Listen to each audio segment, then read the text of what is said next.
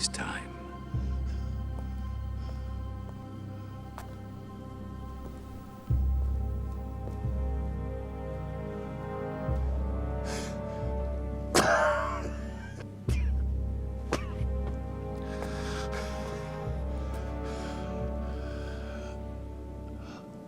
Arthur?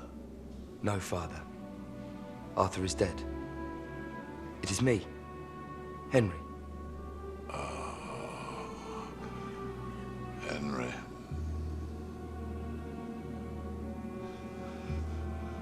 Your brother's widow, Catherine. You must take her as your wife. England needs Spain. Yes, Father. There are many who would usurp the throne, watching and waiting in the shadows. I am ready. Are you? Then tell me, what is the most important thing to do when you are king? Make glorious war, Father. Recapture the spirit of Agincourt. Expand the territories in France. Keep the Scots at bay. Deepen the treasury. But what else? To be a really great king, there's one thing you must do above all others. You must secure the family line. Have a son.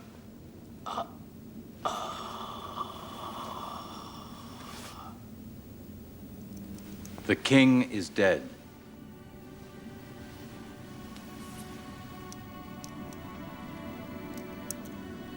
Long live the king!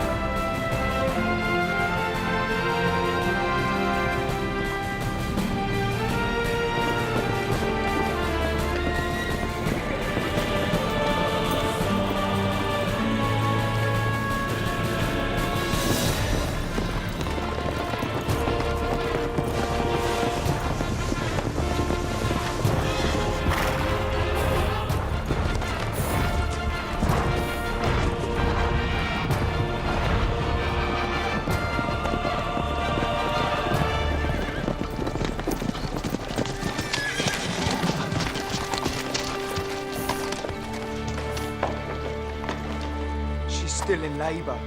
She's still in labour.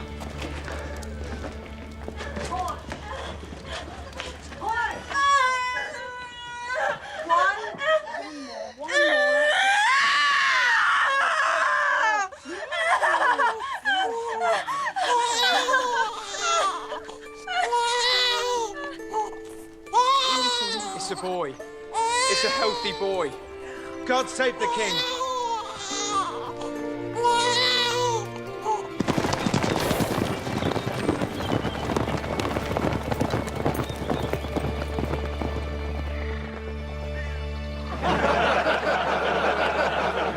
I said, so the King of France wishes to settle one of the richest provinces in the kingdom over a game of checkers. I didn't have the heart to tell him that when I was a child, I played nothing but checkers. And if we'd have actually played, I'd have given him a terrible beating. So I let him keep the bloody place. In a couple of years, I'll send Norfolk back there to take it back.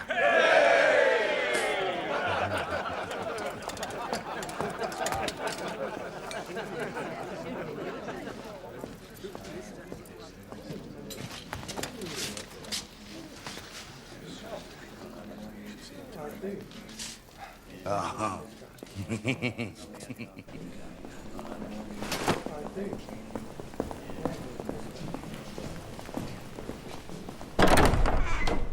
Congratulate me, Wolsey.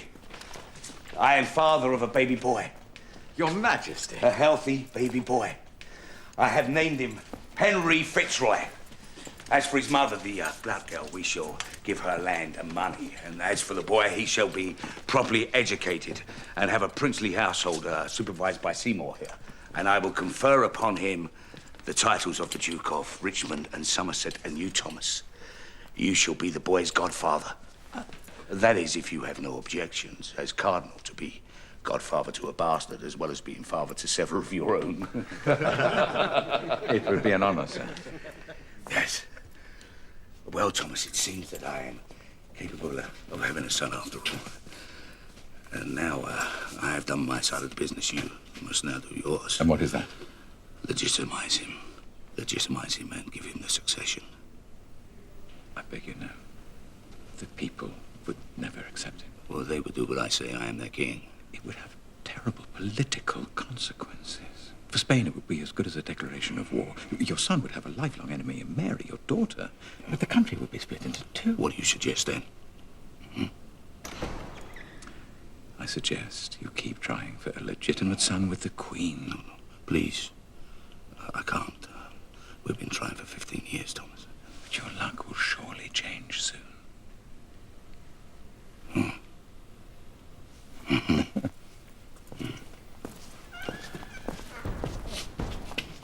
Master Cromwell,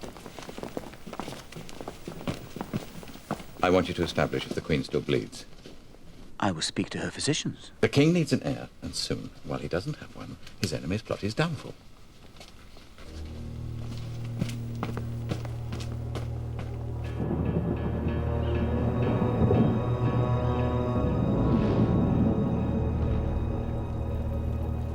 Sirs, these are sad times. We have a king with no legitimate right to be king. A butcher's son for a cardinal forces us into alliances with France and Spain. It's time we sent them both to their graves. Aye, my lord. And put a rightful heir, a Plantagenet, back on the throne of England. So, lords, are you with me? Aye. Aye. Aye. Aye. Aye. Aye. Aye. Aye. Aye. So go back to your estates, prepare your armies, and meet me outside London in 3 days.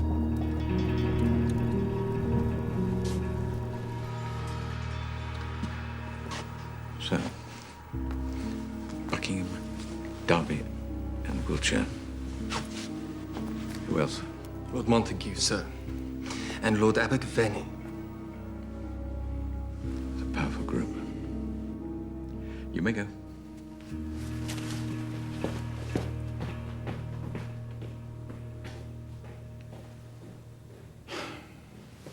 Padre nuestro que estás en los cielos, santificado sea tu nombre. Venga a nosotros tu reino, hágase tu voluntad, así en la tierra como en el cielo. Por favor, Señor. Come on, Catherine. Por favor. Come to bed. I'm praying to Casilda of Toledo, patron saint of fertility, for her intercession. Next week, I begin another pilgrimage to Walsingham. Yeah. Come here. Be a woman to your man.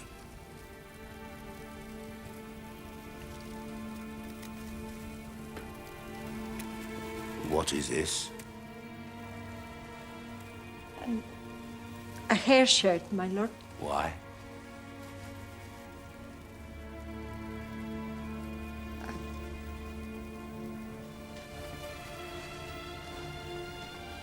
I just want God to take pity on me and answer my prayers.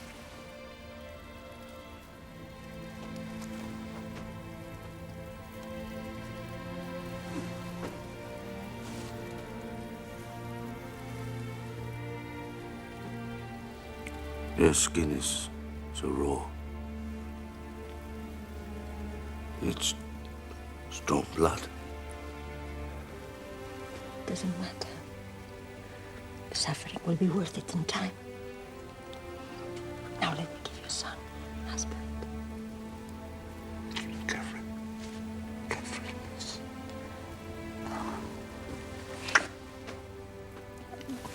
I just want to be a good wife. And you are. I just want to make you happy. You do. Have we not been happy these past 15 years? Yes.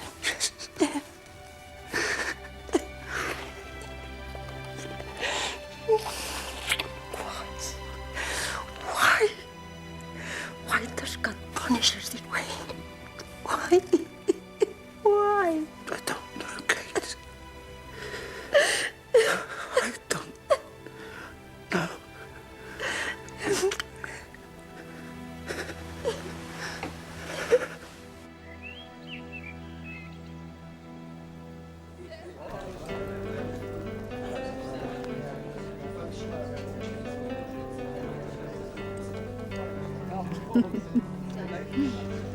Congratulations, Thomas.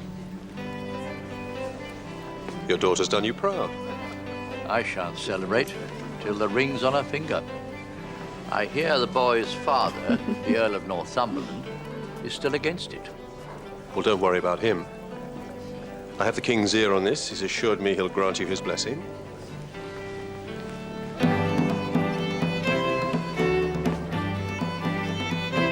Well, Anne, one of the highest-ranking noblemen in the land, snared by a humble knight's daughter from Kent.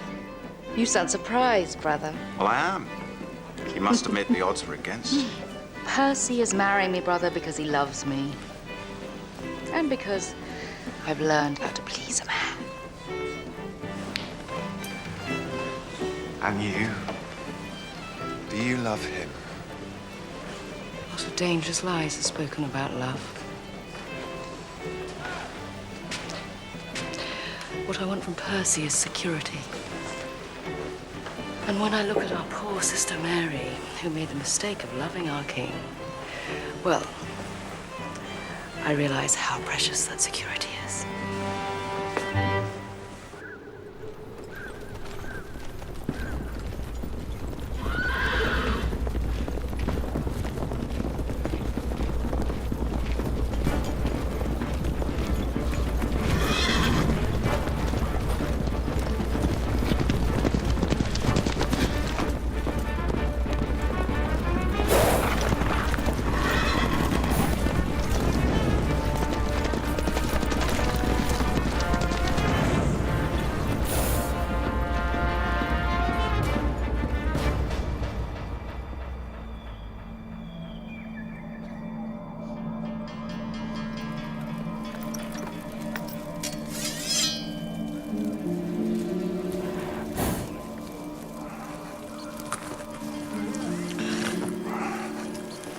So, where are they? They'll surely be here, my lord.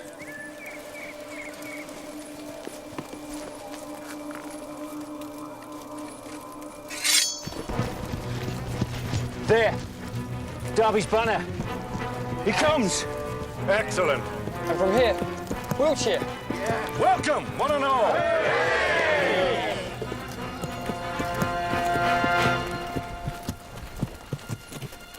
Good God.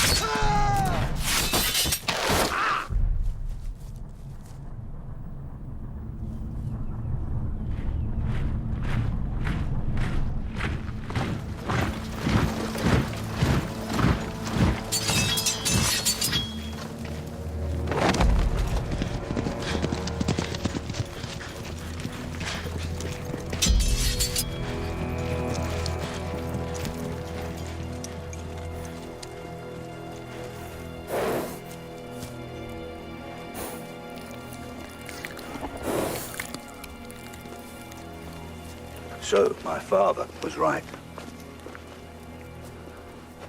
He warned me against you. He had a bad conscience. Ours is a legitimate claim to the throne, as well you know. My father saved this country when your degenerate ancestors left it in ruin. accepted you were a descendant of the Plantagenets, I gave you land and titles as your compensation. But obviously, it was not enough for you. Here. Take it. Take it. But you'll have to kill me first.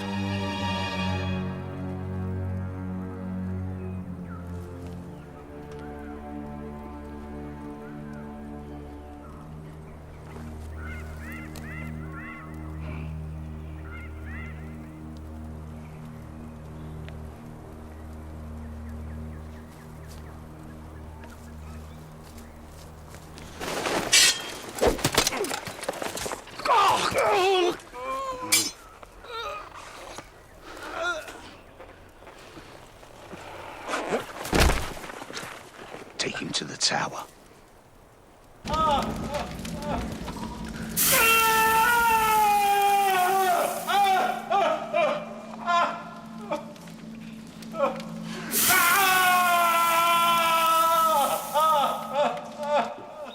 The good cardinal does his work well. The cardinal enjoys his work too much to be good. I don't like him. And I don't like the power he has over you. Thomas is a loyal subject that does what is required of him, unlike certain people. If His Majesty is referring to me, perhaps he has forgotten. I have carried 6 of his children. 5 of which were born dead, and 1 is a daughter, which is of no use to me. That is not my fault. Well, whose fault is it then? I am capable of having sons. That you're capable of sowing bastards up and down the country, that's well known. And why, madam, ask yourself that? This country needs stability. It needs a male heir. Without one, the throne is at risk.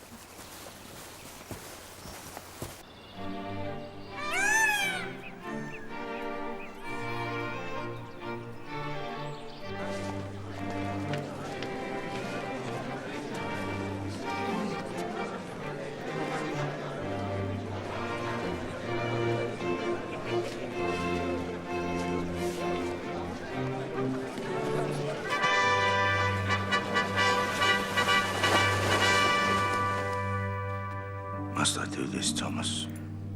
It won't take long, my lord, and it's a useful way to buy allegiances. Is everything political? Marriage above all things, your grace. You're right there.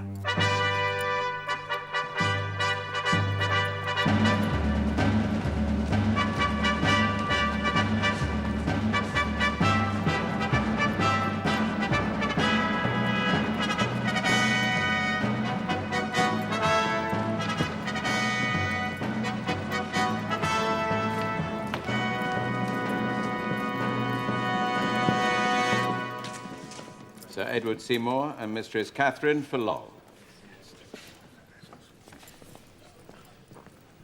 Ah, Edward.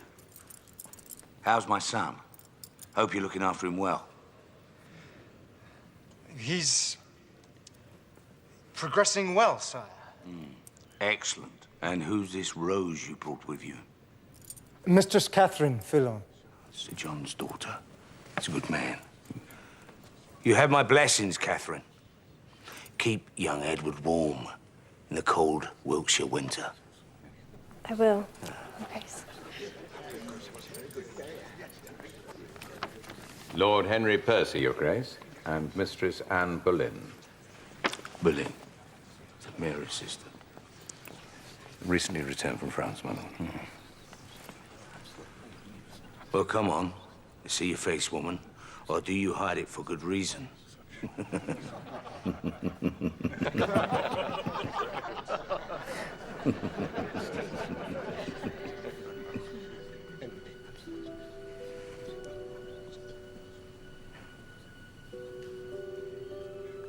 So, Anne, you join us from France. Yes, Your Majesty. Speak French, Percy? Not a word, my lord. Well, of course not. Why would you? You're a sheep farmer from Northumberland.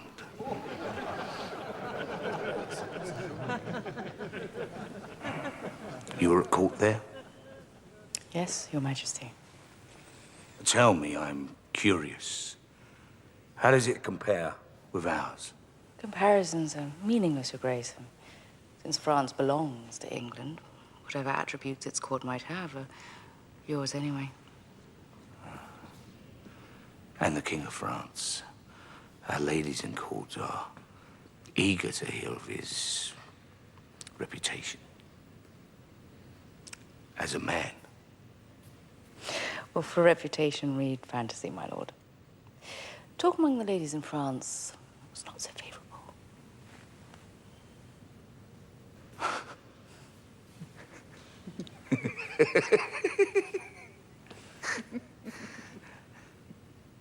So, Anne, you're about to marry Percy here. With your blessing, Your Majesty. Northumberland? It's a long way from court. We will frequently come down. Of course. Of course you will.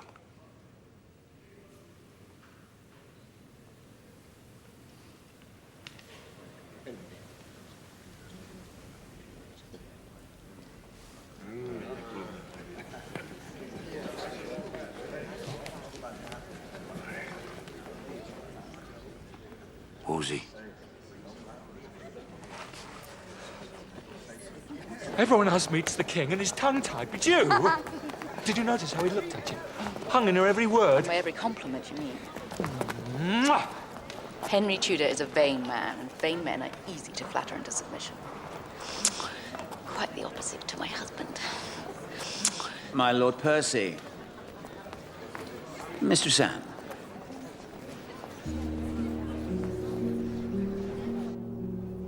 What? Of course I realise you're disappointed, but the fact remains there's an unbridgeable gulf in rank between you. What, an earl and a knight's daughter violates all aristocratic protocol. And what, my Lord Cardinal, would you know of aristocratic protocol? You're the son of a butcher. My God, you will regret this. My lord, stop before you say something rash. Leave us a moment. I'll come to you directly.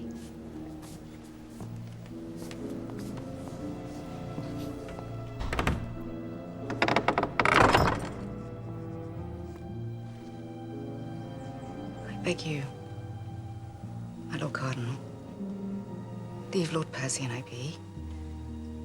The king is looking for sport outside his marriage. Let him find it elsewhere. Marriage between you and Percy is inappropriate. Please, he's already been with my sister. Can he not spare me? That is all there is to it, Mistress Boleyn.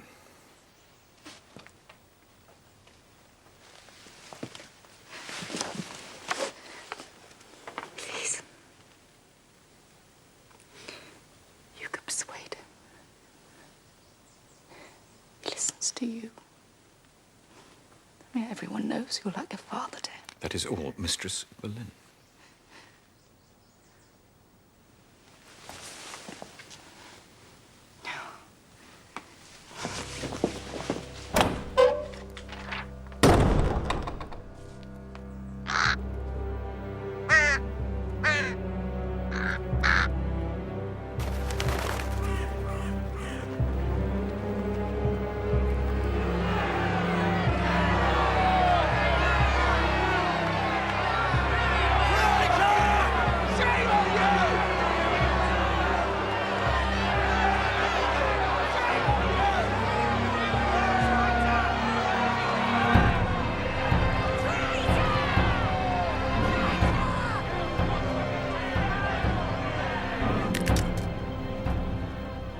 I come here to die, and I make no argument.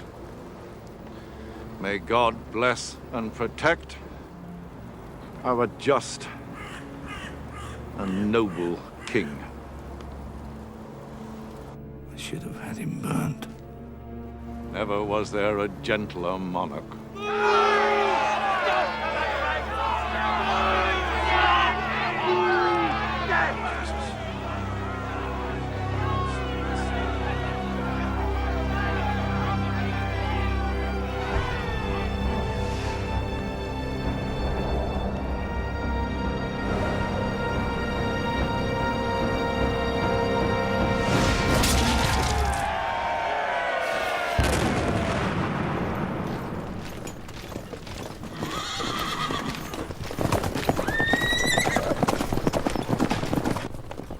Oh, my God!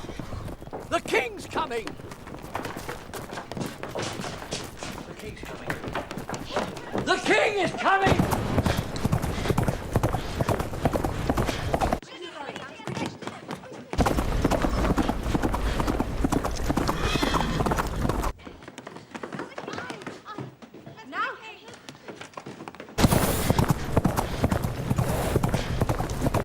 Must change, girl. Do so quickly, for the King will be here shortly. Well, I shall not see that monster, and shame on you for admitting him to this house. What? He broke my marriage for no good reason. I will not see him. And you will come down here immediately. I say come down here at once! Lady Elizabeth, forgive this unexpected intrusion. And honour your grace. Your Majesty. Your Majesty. Majesty.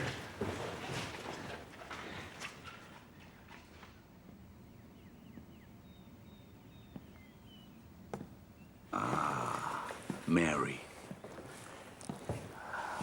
Oh, for God's sake, someone get her a chair, quick.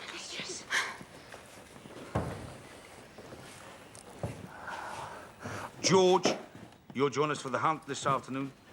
If it is His Majesty's pleasure. It is. Excellent. And seen Anne again. Where is she? Upstairs, Your Majesty. Then would someone fetch her? Of course. And unfortunately, no. She's not well. Really?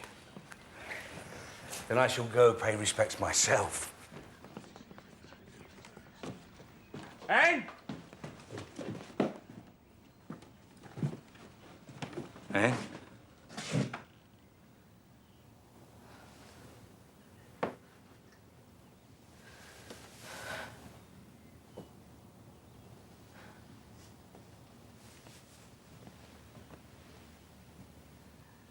Your Grace. I'm sorry to see you're sick.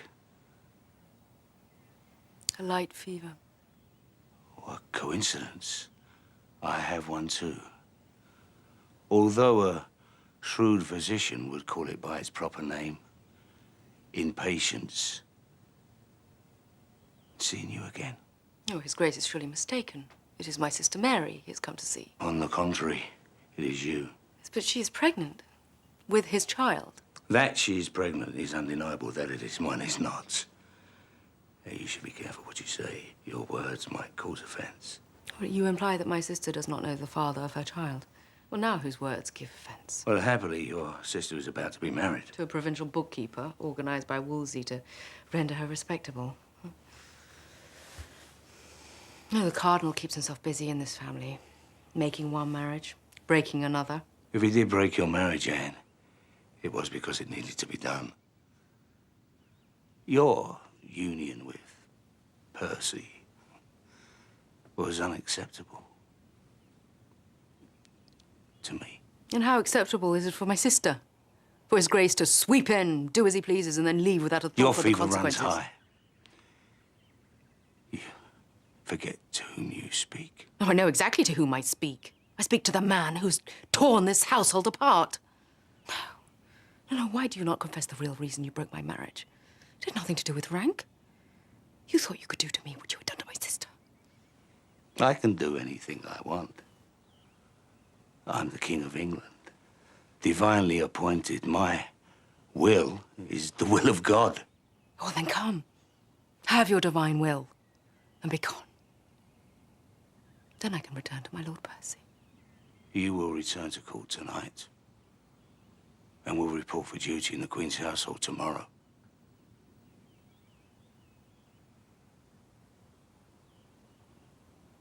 I look forward to seeing you there.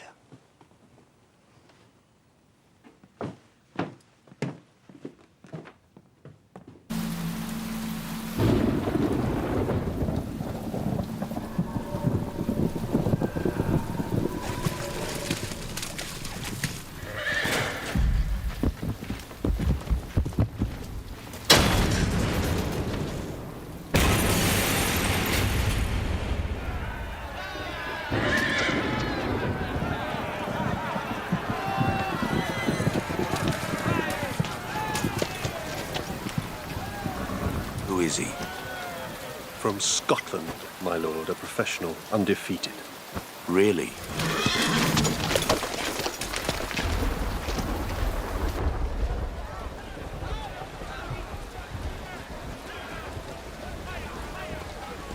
Mistress Anne, I'm pleased to see you.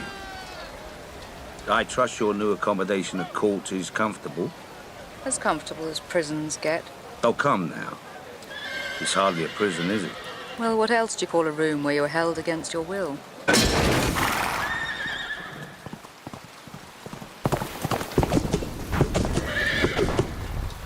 I've been thinking about what you said about your sister. And you're right. I should do something for her. So I've decided to give her land and make her a good marriage. I've also given your father the title, Earl of Essex, so your brother George becomes Lord Rochford. And my husband? When do I get him back? That I cannot do. But you're king. You can do anything. Your husband already belongs to someone else. What? His parents rushed through a new marriage before he could protest. I'm sorry.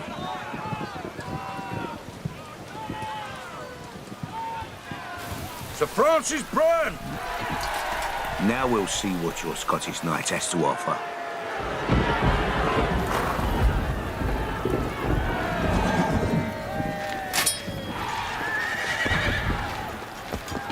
Watch this.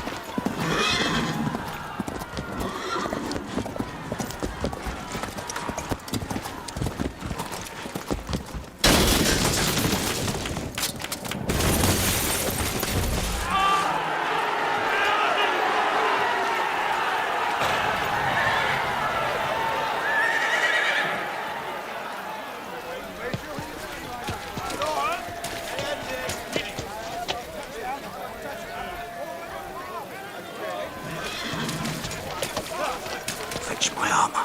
Fetch my armor! His Royal Majesty Henry Tudor! The King defendant of the world, King of England!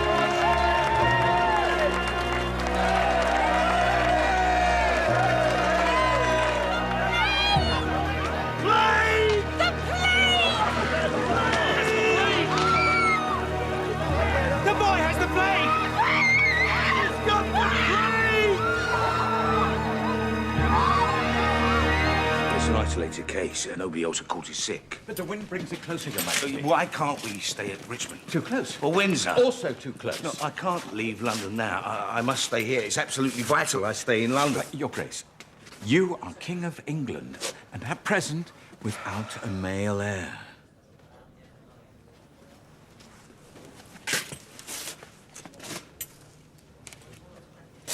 Very well.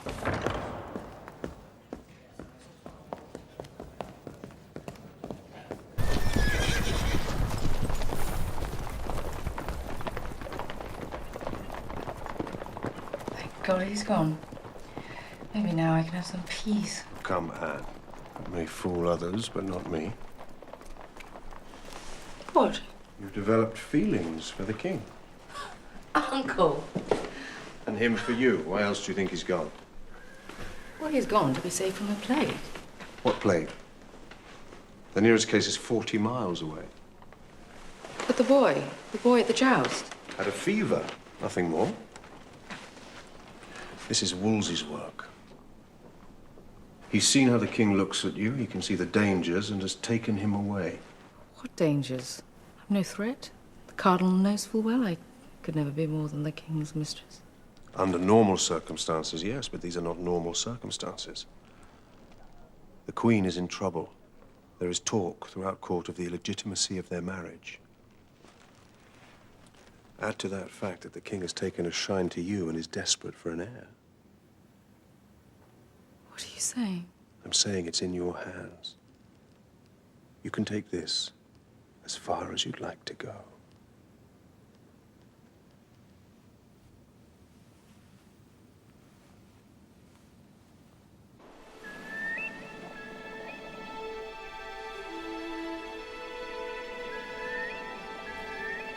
Dearest Anne, the misery of this enforced separation makes each day feel like a week, each week a month, each month a year. The memory of your beauty is still so strong. No reply. Dearest Anne, 3 weeks have passed since I last wrote to you, and still no reply. Have I somehow offended you? In which case, please let me know that I can make amends. He spends night after night writing letters and sending her gifts. Don't worry. I've seen this before. As soon as the king has his way with her, he'll discard her. But she plays him wisely, expertly withholding her affections, stirring him into a frenzy. Anne, I implore you to write, because not to hear from you is not to live.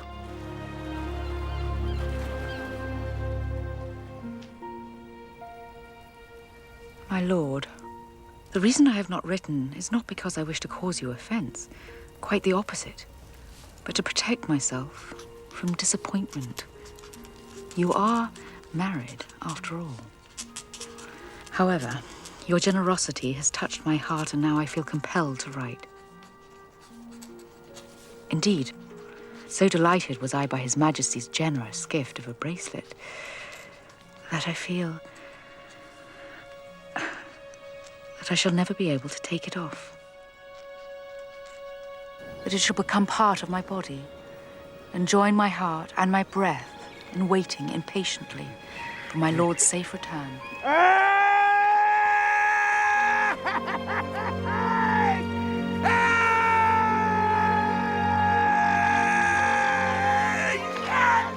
Until when I pray, you might enjoy the token I sent him as a symbol of my growing loyalty and affection.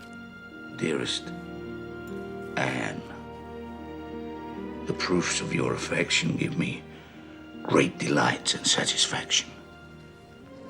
Now, should it please you on our next meeting to become my mistress, I promise you that I will reject from thought and affection all others save yourself.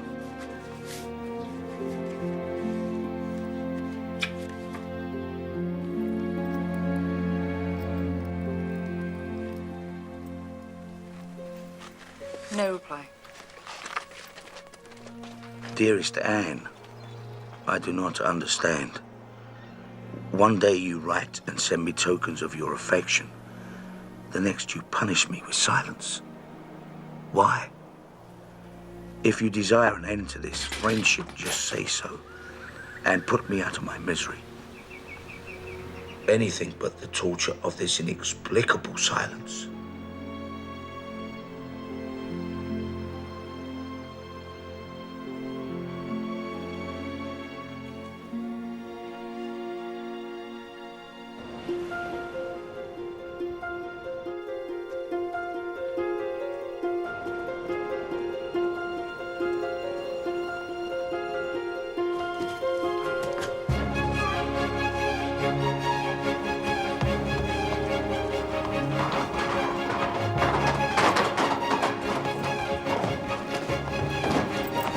You come from court in London? Yes, my lord. Anything from Mistress Boleyn? No, my lord. Nothing.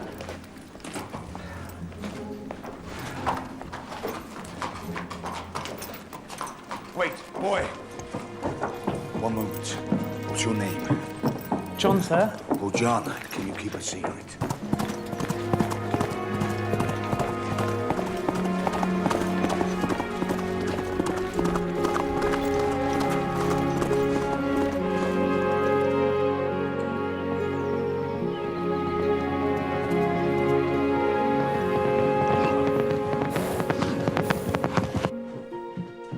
Come on, wake up. King's here. What? He waits for you in the garden. Oh my God. Help me get dressed.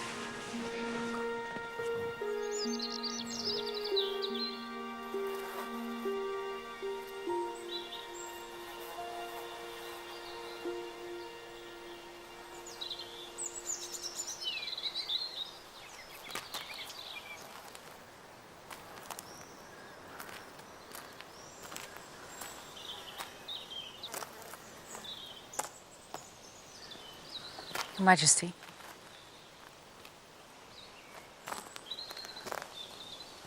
And I thought I had remembered your beauty. And I must ask you, you received my letters? Yes. Yes, I did. Then why no response? My lord, my desk is covered in responses. A dozen letters I must have written and rewritten, but is never sent. Why? Why? Because I cannot have you. But you can. Did I not make myself clear? Oh, yes, you said I could become your mistress. My one true mistress, whom I would honor above all others. Yes, but still, sir, you are married. Yes, I am married as a favor to my dying father, no more. My heart is not taken. I give my heart to you.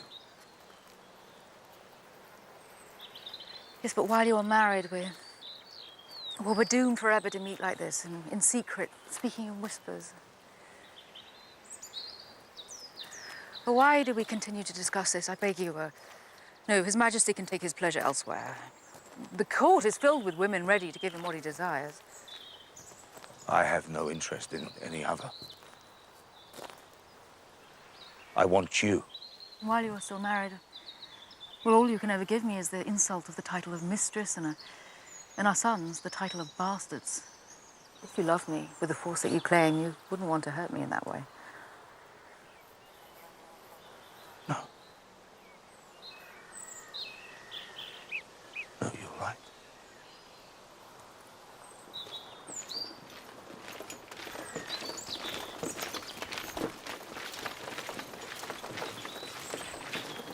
My guards come to take me away. I crept over the wall like a schoolboy to escape them.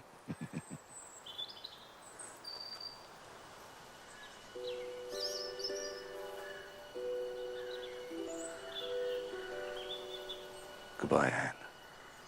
Goodbye.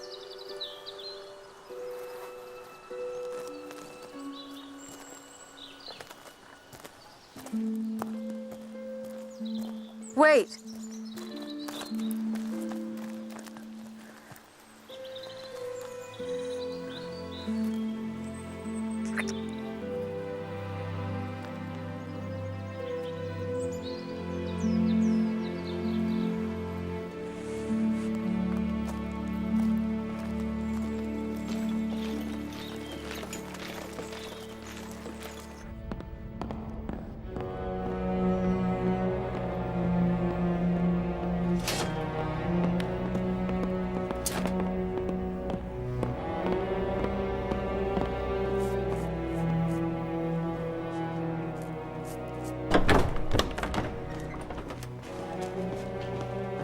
You sent for me, my lord?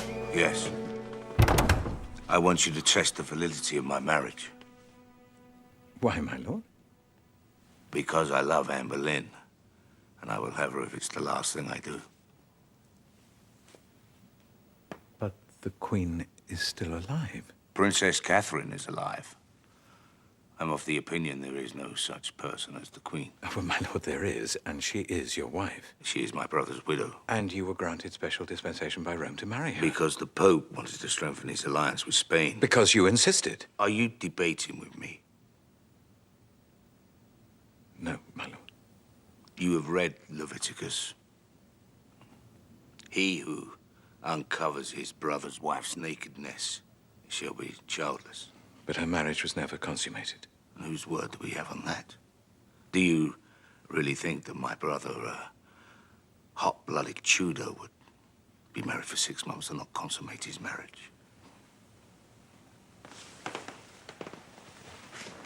My lord, do not do this, I beg you. This will tear the country apart. And what's the alternative? To leave my throne to a bastard daughter conceived in an unlawful marriage? You would call Princess Mary a bastard? My duty is to have sons. I promised my father, would you have me disobey him? No. Would you have the King of England live in sin with a woman who cannot lawfully be his wife? No. Then give me Anne Boleyn.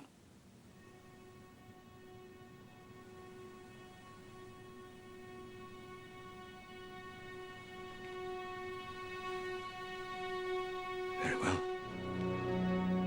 I shall write to Rome.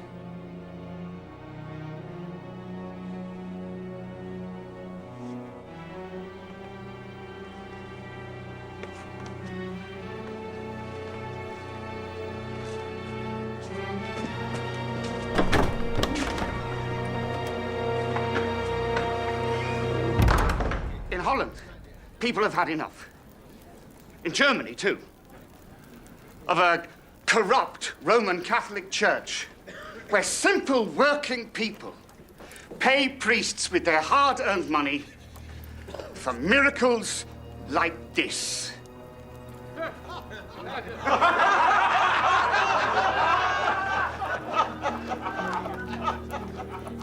Well, I say, here in England, we have had enough too. We don't want a decadent Church of Rome. We want a strong Church of England.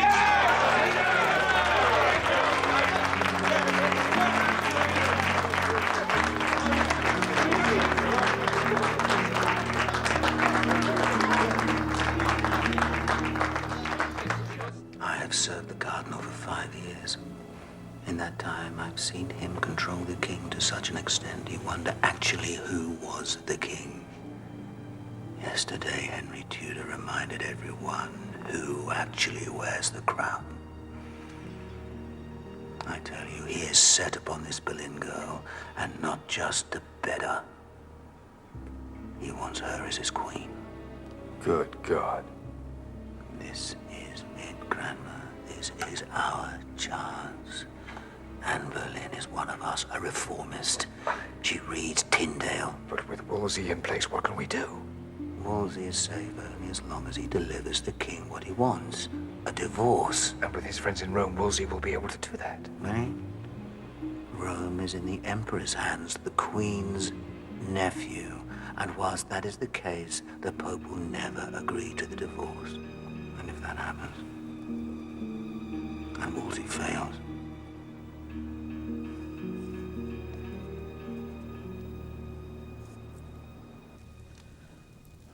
who is it that you want instead of me? Is it her? The whore Boleyn? Who is of no importance. What matters is that I am given a son. You'd put me, your queen, aside for a whore? I need your answer, yes or no. No. Then I order it. And I refuse. I am the King of England. I can have what I want. Even a king cannot break apart what God has put together. Why won't you do this? For your good and the good of the country. I want to save you both from her. Don't be blind as well as foolish. You're being used. Silence!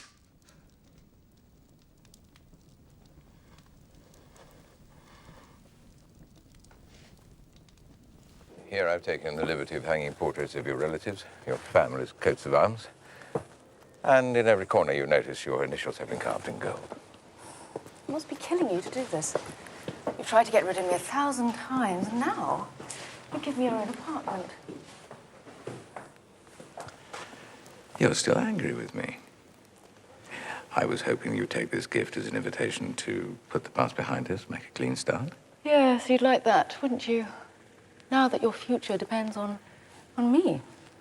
Yes, if you fail with a papal legate, fail to give the king his annulment, well, only someone very close to him might be able to dissuade him from, well, acting on impulse. Thankfully, then, the papal legate has assured me that it'll go smoothly. Yes, and if it does, my lord, I will be queen and in a position to alert the king to your corruption and greed.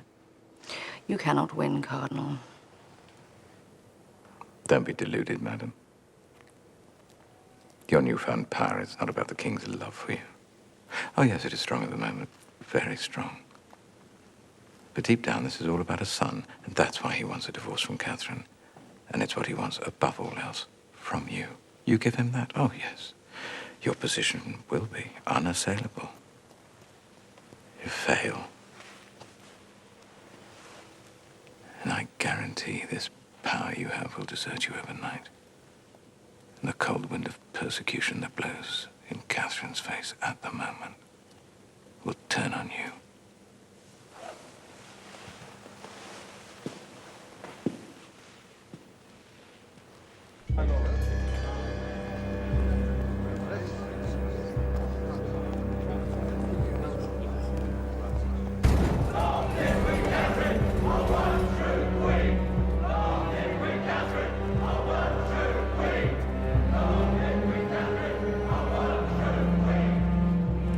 Wolsey met with the papal legate. This trial is proceeding for appearance sake only. We as good as have our result. Rome is in the Emperor's hands, the Queen's nephew. I will not be refused. I promise. You will be queen by Christmas.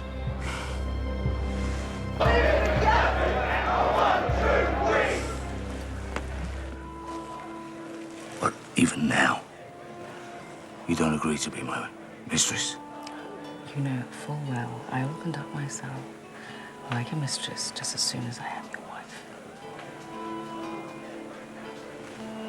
You drive a hard bargain, Anne. Trust me, it'll be worth the wait.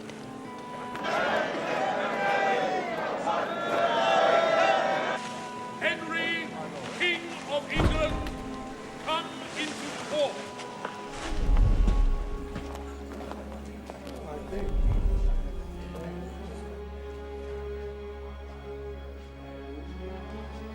What did I do to upset you? That a maid of mine should turn against me like this? You failed to give England an heir. And that upsets you so? What upsets the king upsets me. Let me tell you this. You want me to lie before God and admit my first marriage was consummated? Well, it was not. You want me to retire and withdraw my daughter's claim as sole rightful heir to the throne? Well, I shall not. Not in 1,000 years. Not if you drag me to within an inch of my life. So I hope you have the belly for a fight, Anne Boleyn. Because I'll fight you every inch of the way.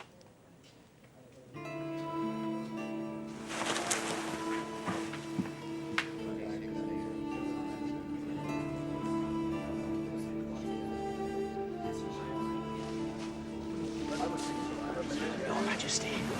Majesty.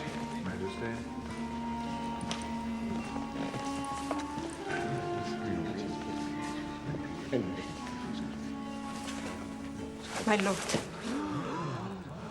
My lord. How have I offended you? For 20 years I've been a true, obedient wife.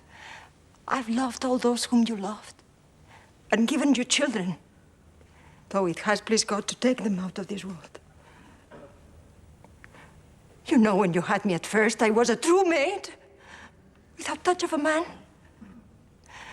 So I beg you, dear husband, to spare me all this. But if you will not, and I am to be tried... You are, madam, you are.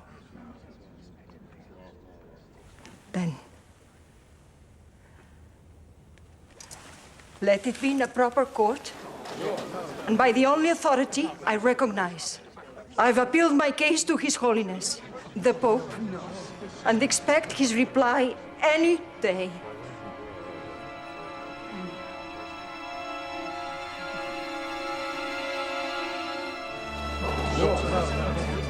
I can't see.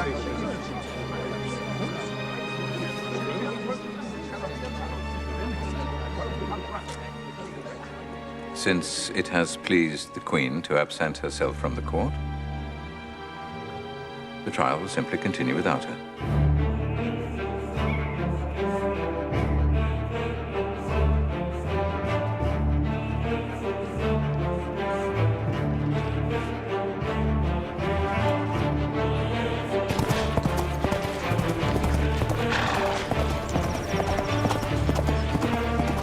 The following morning, Prince Arthur emerged from his bedchamber asking for wine, because he said it had been hot work being in Spain that night.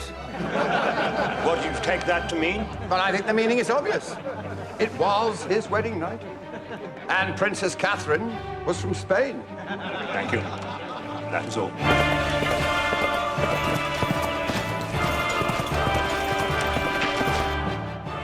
We shall now retire to consider the verdict.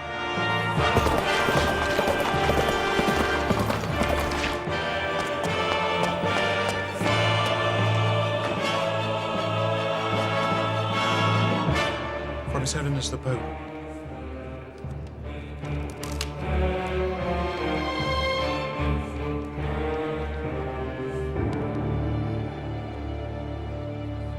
All rise!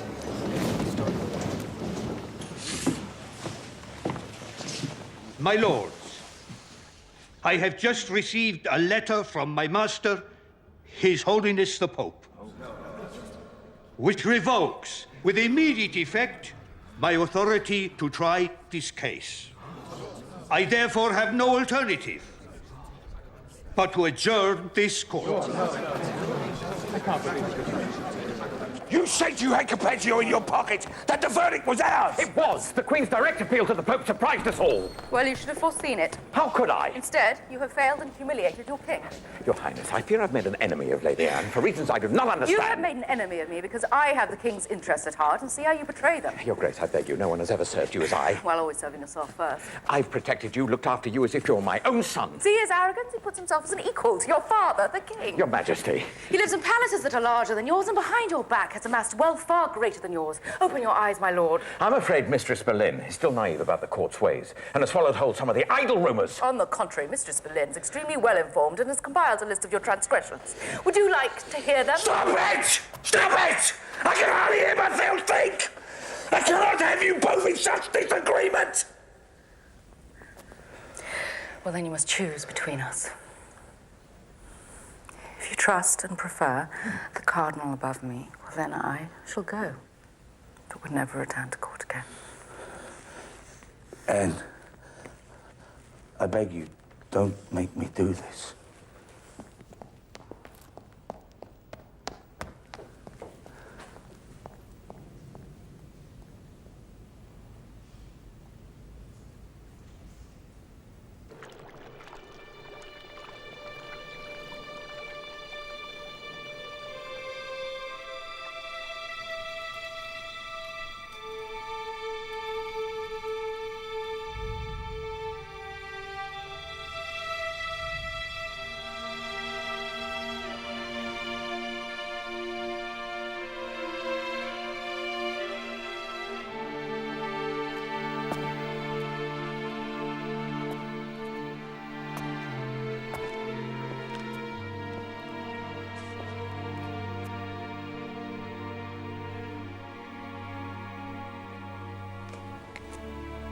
Come here. I thank you, Majesty. You have always served me well. You've been like a father to me. And I will go again to Rome on your behalf. It's too late. My lord. My lord. No, my lord. My lord, no! No, my lord! No! No! Let go of me!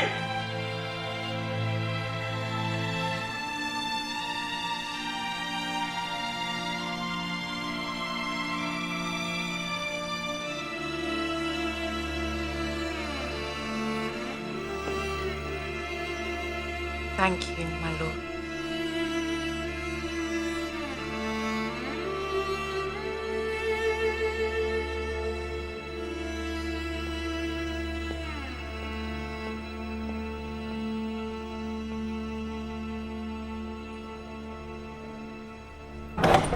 Sir Cranmer, are you all right? Do you need anything?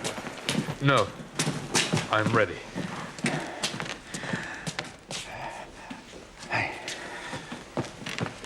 We have found a law, an ancient law, which declares that it is treason to acknowledge any higher authority than the will of the king. I take it the will of the king is that he should divorce the Queen and marry Lady Anne? Yes. Then, under the terms of this law, the Church is obliged to grant your will because it is treasonable to say that the Pope is a higher authority than the king. And where does this law come from? It was discovered by doctors of divinity at our great universities and dates from the time of King John.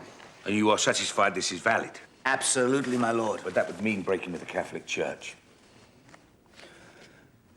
Can't we find another way? Can't we go back to Rome? What? And be humiliated again? England's sovereign being told what he can or cannot do by decadent foreigners. His Majesty should not forget he comes from a line of ancient kings who predate Rome's authority. A simple act of supremacy would merely restore things to their rightful place. But I would be excommunicated and go to hell. The Pope cannot send you to hell. As King of England, you would be head of the Church and God's highest-ranking servant on earth.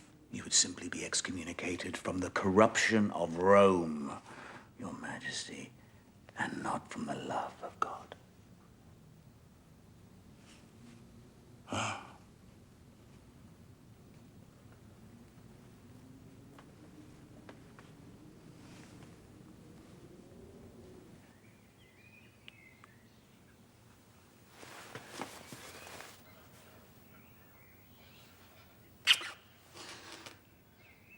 Marry me. All this to have a son. No. For your love, Anne. God take pity on me for your love. If I love you, will I be safe?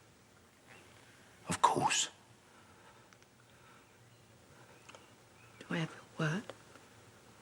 My word, my heart. My life.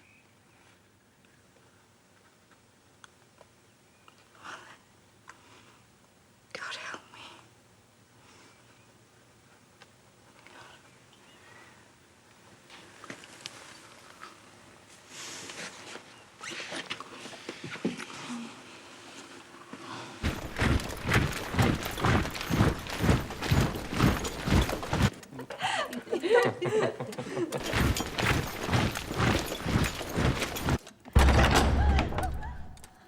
Madam, it is the King's will you absent yourself from court and retire to Moor Park. How can I absent myself when I am his queen? I must inform you, you are no longer his queen.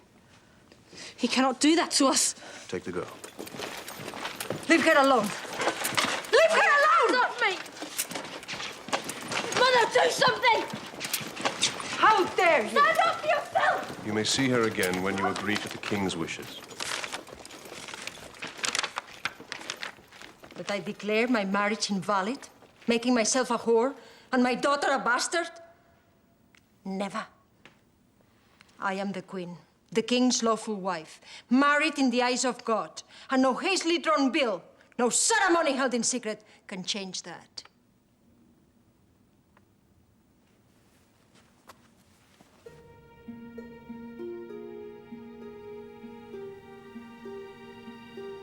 Do you, Henry Tudor, take thee, Anne Boleyn, to be thy lawful wedded wife? I will.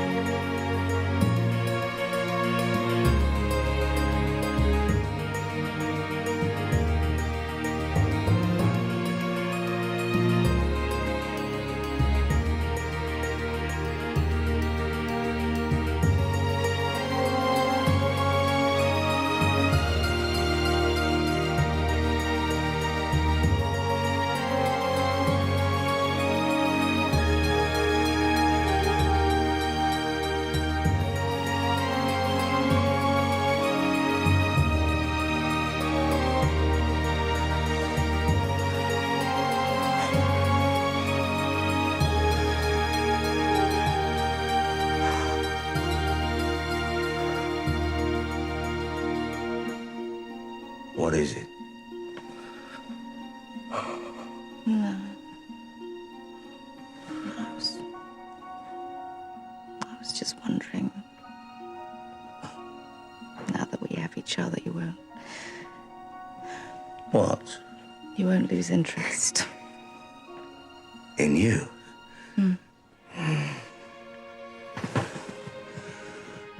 most captivating, beautiful, free-thinking woman in the world. How can any man lose interest in you? I watched you dispose of one queen. I disposed of her so I could be with you. And because she would not give you a son. So I could be with you.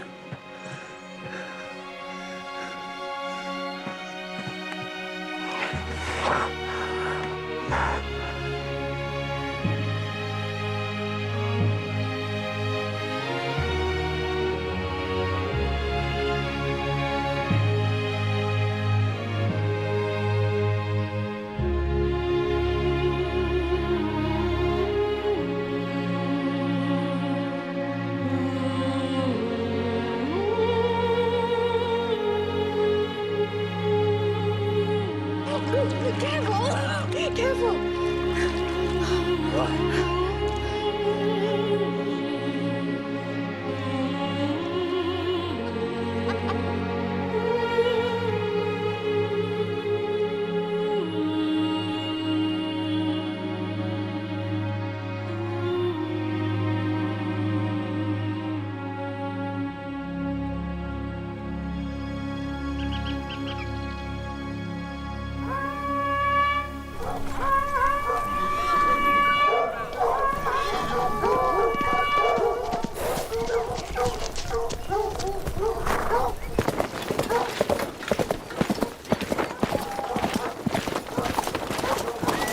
My lord, it is the Queen. It is time. You must come to court. What England's been waiting for?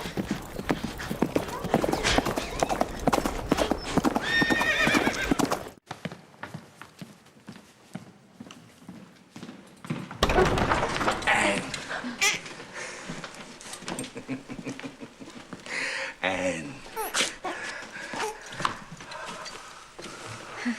Where is he?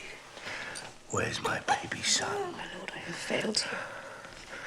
I have given you a daughter.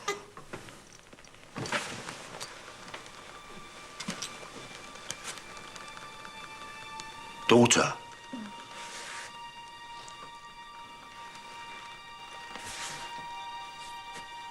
Daughter? I've named her Elizabeth, after your mother. Is the child healthy? Perfectly, sir. Well, if we can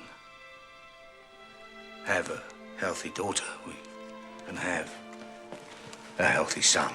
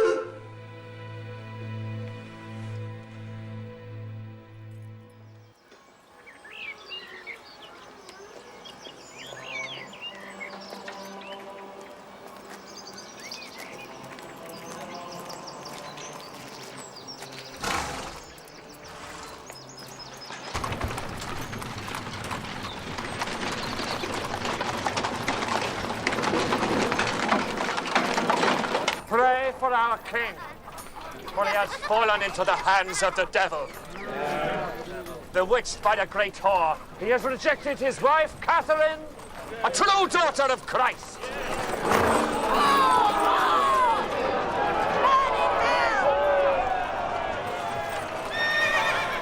Henry, King of England, having cast aside Catherine, your queen, in favour of Anne, your heir, you will be as Ahab.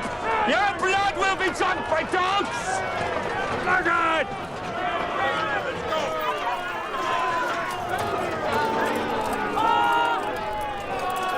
There is a wave of anger up and down the country. The people look to you for a sign.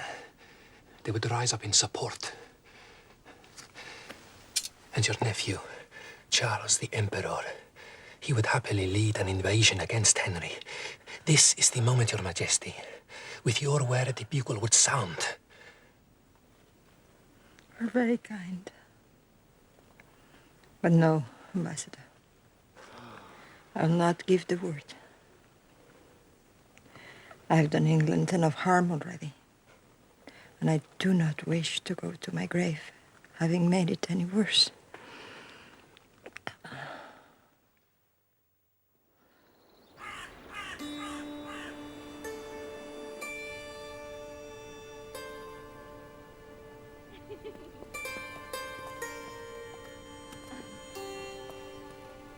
Who's this? Lady Mary Somerset, I believe.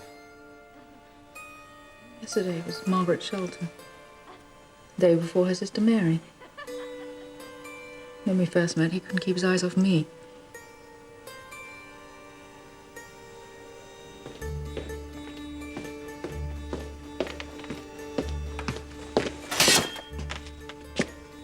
I would see my husband. The king has asked not to be disturbed. Not even by his wife? By no one, Your Majesty. Tell him I would see him.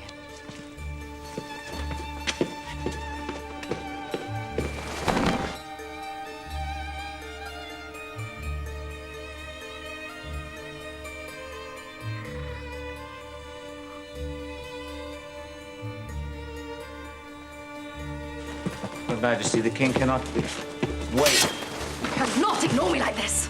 I am your wife. Anne, I am busy. The longer we're married, the less time you spend with me. Instead, you spend every day with different whores. Who's this one? Some pear-shaped trollop from the provinces, no doubt. Damn it, you know who this is. Mistress Blake. Oh. Prospective governess to our daughter, Elizabeth.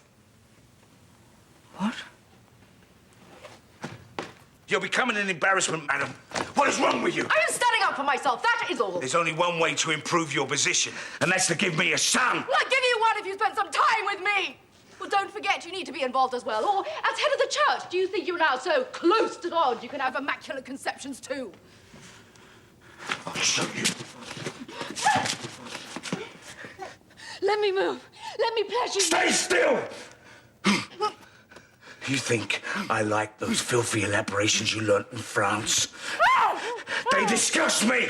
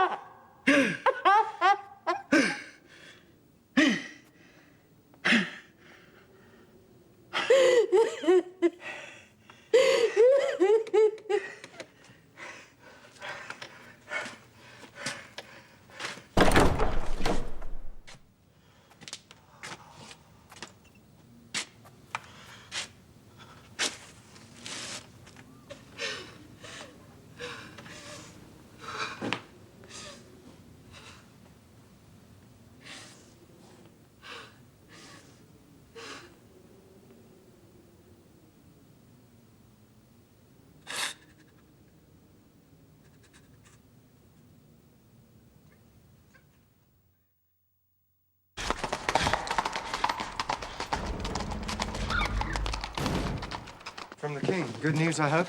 Yes, he's decided to overnight here on his progress to the West Country next week. My sons, Edward and Thomas, will be familiar to you. That's my boy. Excellent. And our daughter, Jane. She's one of the Queen's ladies. Is she? Easy to overlook, Your Majesty. Oh. After all, there are so many of us.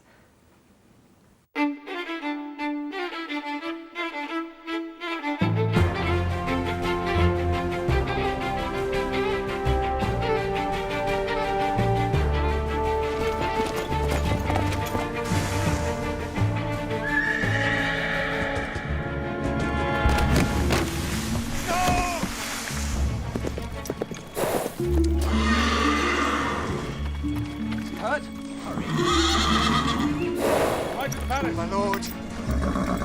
Get some help now! Lie still, sire.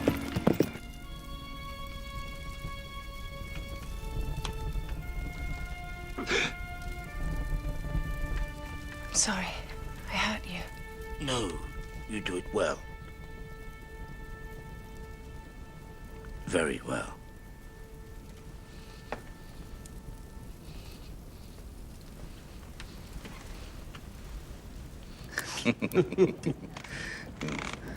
I'm interested, Sir John. Your daughter's been at court a long time, yet I've never noticed her there.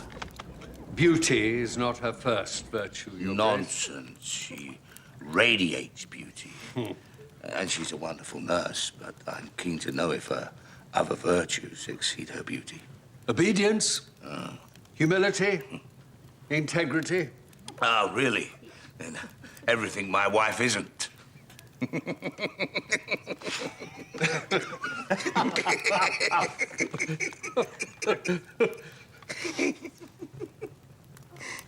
How is the Queen? We hear she's with child. Indeed, yes. Let's hope for her sake it's a boy.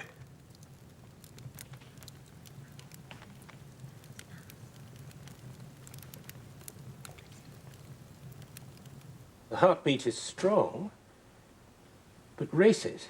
Races? Really badly. Nothing to be too alarmed about. But you must rest, Your Majesty.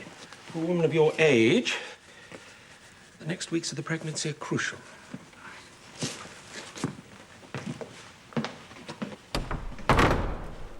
Rest. Try not to worry. Well, how can I? With a husband that doesn't speak to me in a court filled with enemies and spies. I mean, sometimes I can hear them talking about me as if I'm gone already. But if you give him a son... Yes, and what if it isn't a son?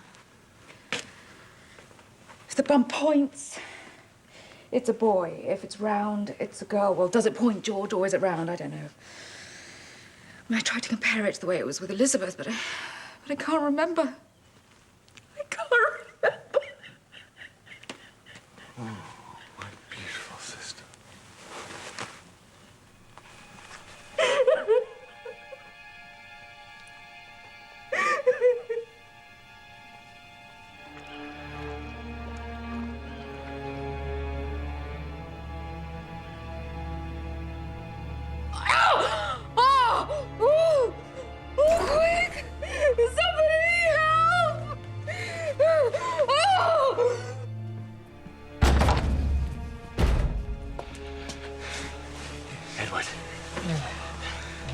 The Queen.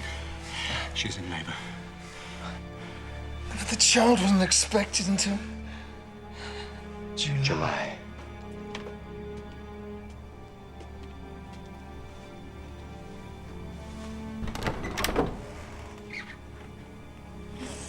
My lord, I'm so sorry. That son, he was born dead.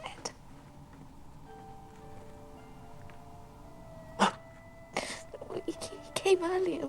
There was nothing I could do. There's no blame in that.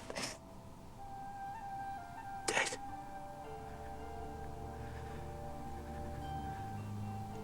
You have killed him. No! The people The of Queen Rome is put you on a witch. I must ask you to leave. A witch in collusion with the Protestants to torment Please, my me. lord. My lord. Witch. Please.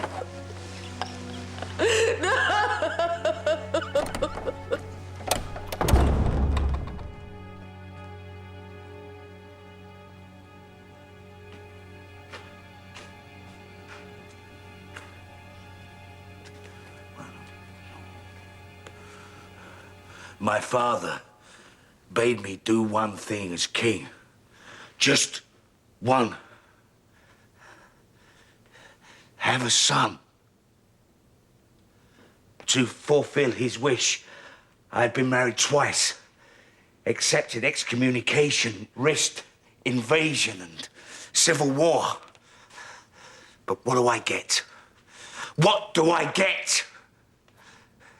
Stillborn babies, bastards, daughters. The Queen promised me. She promised me sons. She has betrayed me. Get rid of her. My lord, but how? You are a lawyer!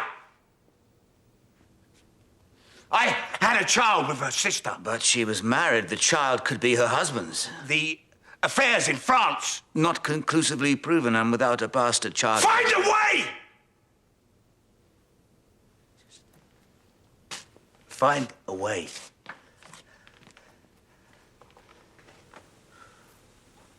Well, there is. No, it's not. What?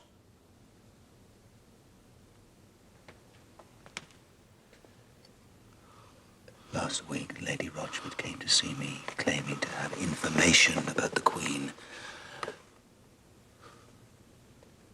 She alleged that the Queen had committed indiscretion, infidelities.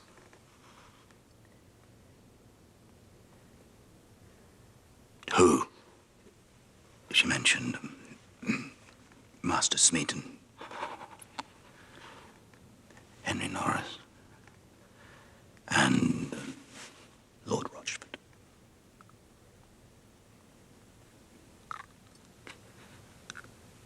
Her own brother?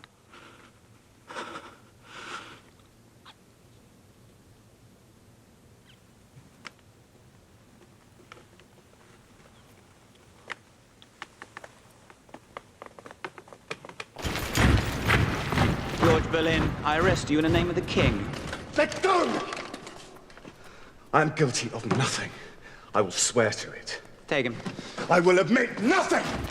This is madness!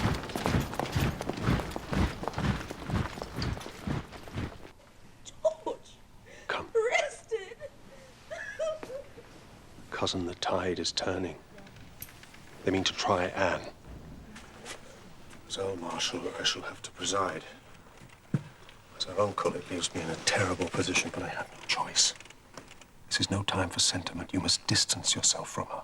She needs me. Otherwise, I promise you, she will drag us all down with her. Now go. Leave her. Go to the country. Stay away from court. You have no time to lose. She's my daughter. Bid her farewell. And go.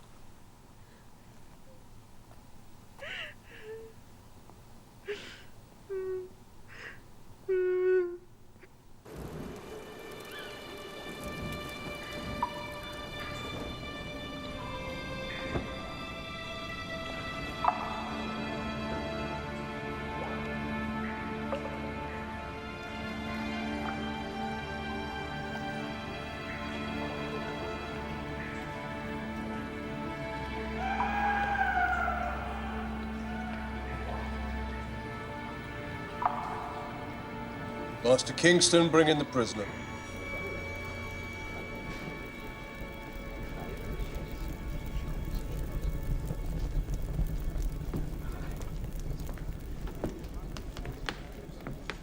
It's a sad day when the nobility of a country does not stand for its queen. Even sadder when that same queen is charged with adultery and incest. Yes, charged is different from convicted, Master Cromwell. Or is it not in this court?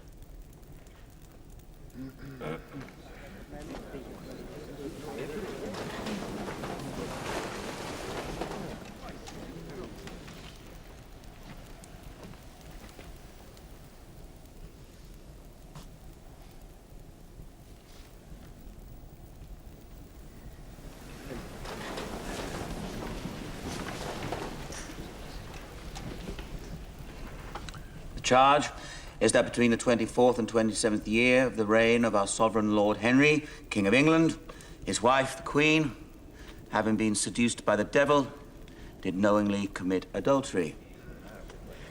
How do you plead? Not guilty, my lord. Further, as queen, I challenge the right for this court to try me at all. On what grounds? They are not my equals. I caution Her Majesty against such arrogance when we have a mountain of evidence against her. Correction. A mountain of lies. I have countless statements from witnesses sworn under oath. Well, then either these people have perjured themselves or you obtained your statements with the rack and irons. Does the Queen presume to call me a liar? With greater justification than you call me whore. My lord, why do we tolerate such disrespect? I have here 100 pages of confession that show the Queen has committed fornication, high treason, and matters of a sexual nature so offensive to God. Well, then can we not read these statements? And where are these witnesses? Are they not present so we can hear them for ourselves? They're condemned. We will not insult His Majesty by admitting their evidence in his court. Why not? You insult him far more with the perversion of justice that is happening here in his name. I hardly think this Queen is qualified to speak of perversion.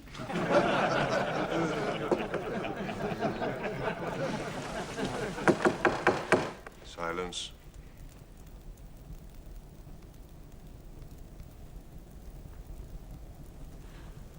My noble lords, if what I fear is true, namely that you have condemned me already, well then my testimony is of no value. But allow me, for the sake of the record and my conscience, to say this. The love I have for my brother is the love any sister would have for someone with whom she's grown up, nursed when sick, played games with as a child. I mean, that is the love I have for him. As for these other gentlemen, I have no more been their lover than I would lie on my own daughter's life. I admit that I have not always borne towards the king the humility that is fitting. I admit that I have been jealous. And I admit that I failed to provide him with a son. But it's God is my witness. I have not betrayed him in any other way. That is my word. You must put it to your consciences.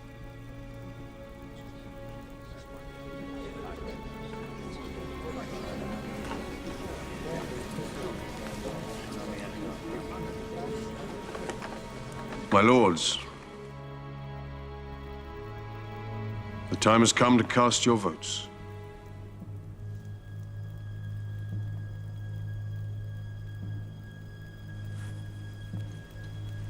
Guilty. Guilty.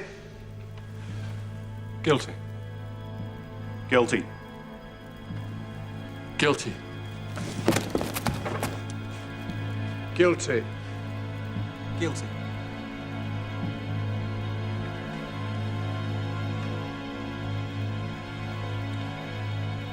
Guilty.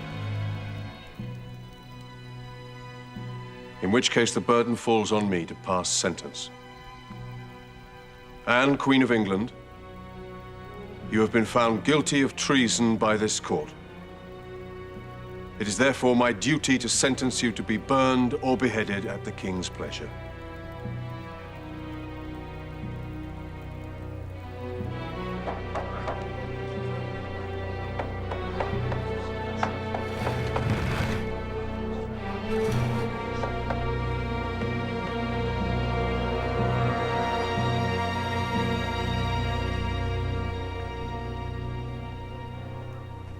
I told her of your proposal. And? She rejected it. Insisted again on her innocence. It would spare her life. Yes, but agreeing to an annulment, she said, would make her daughter a bastard, something she could never live with anyway. Is she innocent? I don't know. You took her confession, man. Indeed. She must want to save her soul, surely. What did she say? My lord, I could never disclose. I asked you a question. Let us say she made no mention. She did not feel the need to confess.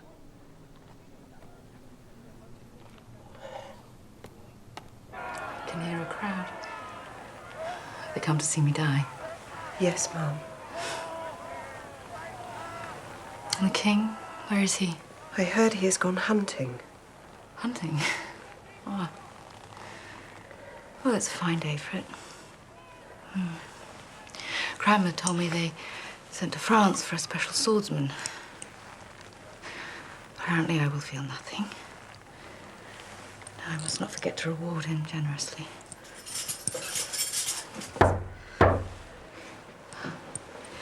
It's time.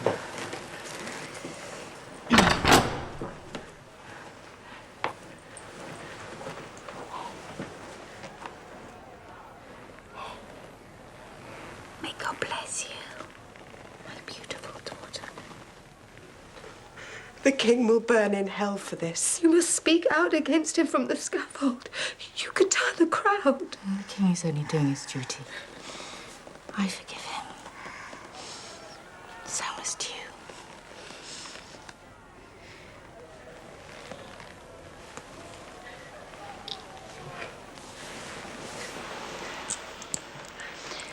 Master Kingston.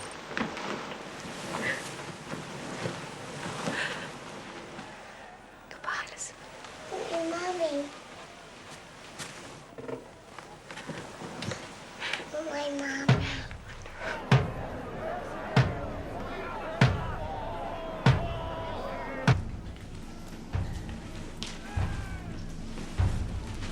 You're so You'll go to heaven, Mom.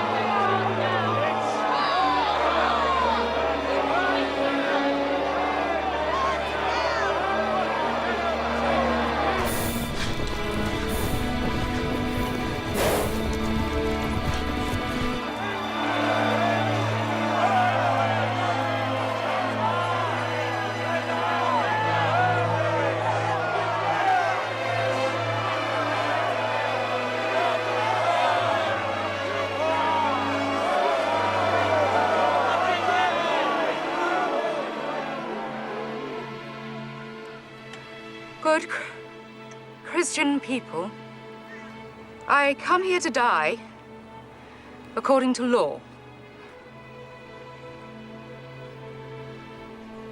And will speak nothing against it. I beseech you all to pray for the king, our sovereign lord. the best prince on the face of the earth. Thus, I take my leave of the world. Beg you all to pray for me. Ayez de la pitié pour moi, Votre Majesté. Soyez rassurés. Je pardonne. Merci.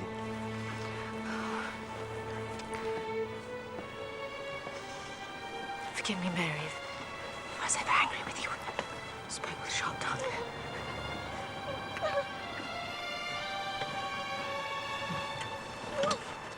Yes, receive my soul, Lord. Receive my soul, Lord. Yes, receive my soul. Lord, I give you my soul. Lord, I give you my soul.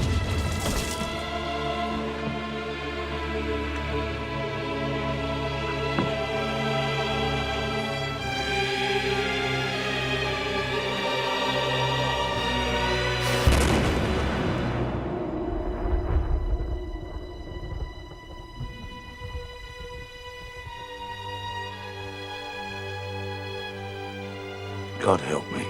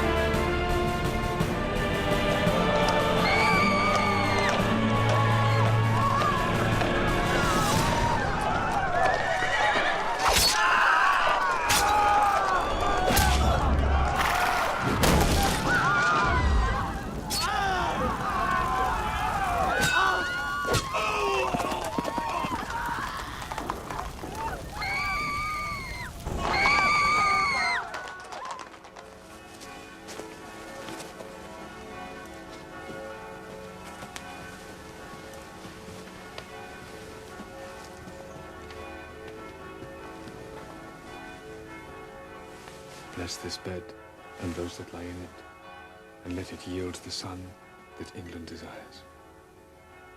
In nomine Patri, et Filio, et Spiritus Sancto.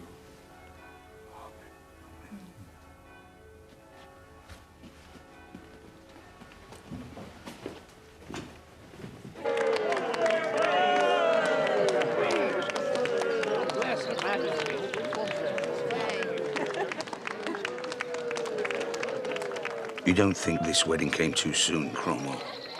That we should have waited? No, once the late Queen's guilt was established, it was the best thing you could do. Her guilt?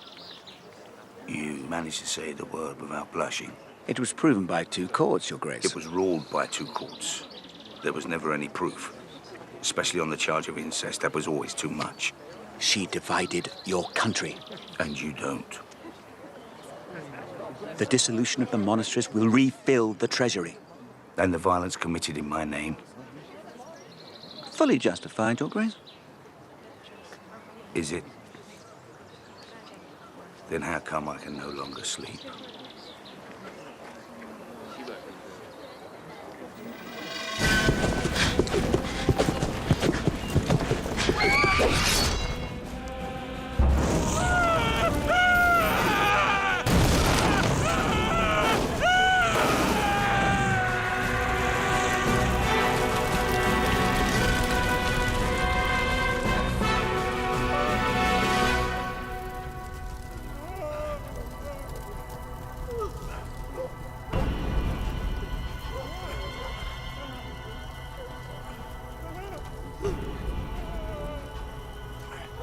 Oh, thank you, Mr. Ask.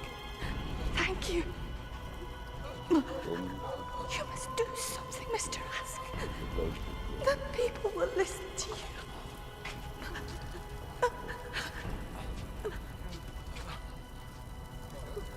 The monastery at York is still burning tonight.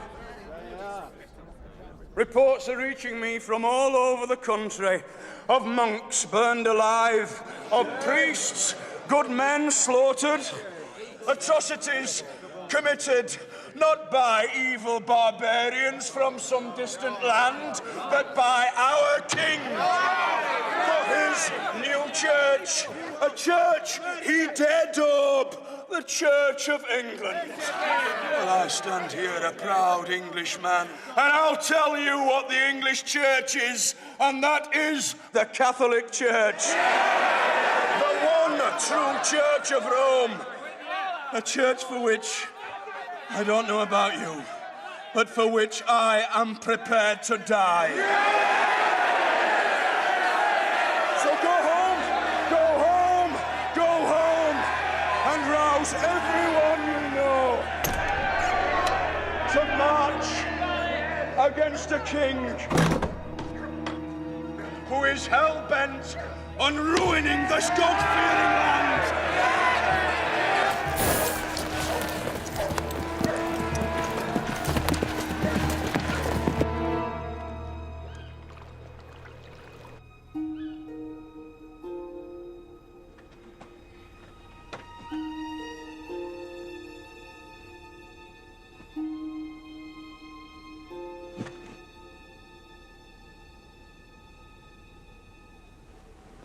What's the matter, my lord? Won't you come back to bed? I would if I thought I could sleep. But I can't. I would just lie there thinking. Is there nothing I can do? Thank you, no. I have people whose job it is to help me. Yes, but which of them can you trust?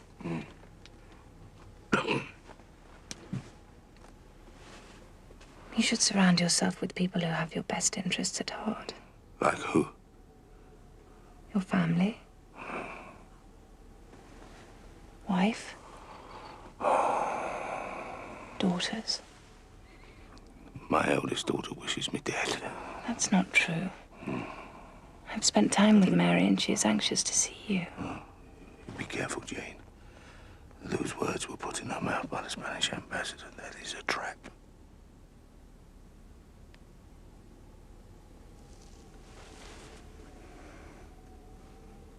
You feel hot? Hot? Promise me you will speak to your physician tomorrow. If you promise me you will make peace with the Lady Mary. Oh, Jane. If I could persuade her to come to court and agree to your conditions. She would never agree. She thinks I murdered her mother. But if I could persuade her. Well, if you could do that, if you could fill the treasury without spilling blood, if you could heal my rift with the Vatican, yet reform the Catholic Church, if you could strengthen my armies, yet guarantee peace, if you could do all of that, then perhaps you would make me happy. But you can't.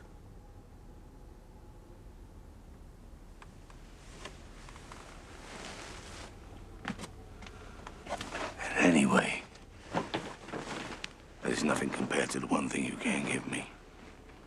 A son. Give me a son.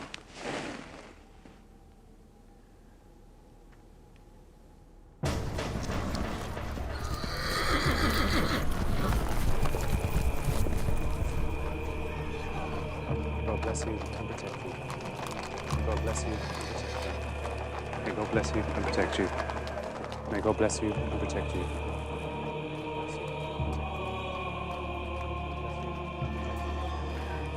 May God bless you, Robert, and protect you. How many did you say? 20,000 and growing. Oh, good God. They're calling it the Pilgrimage of Grace. With the King's army in France, he's vulnerable. I must warn him. I'll give you a letter, make sure he gets it. He won't like it when he sees who it's from, but maybe it'll restore our friendship.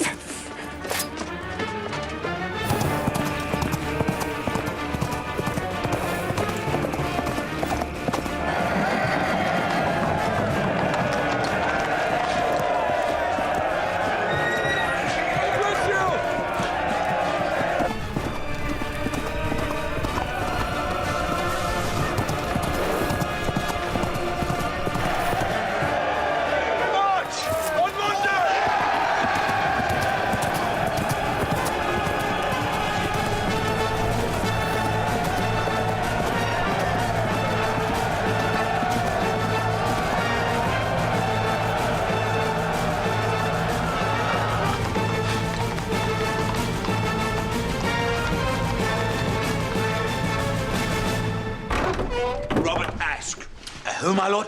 Ask. A former lieutenant of mine and loyal soldier. What about him, Your Grace? Well, it appears that he is raising troops against me. What?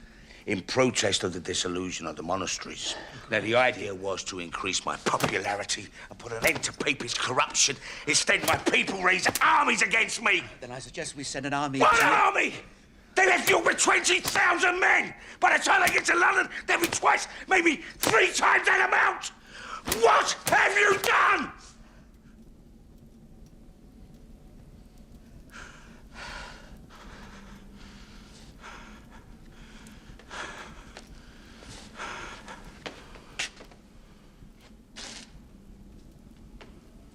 Leave us.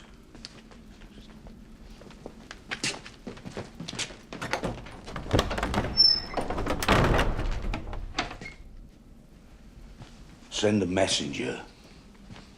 Tell him the king remembers him well and wishes to avoid any conflict with an old comrade.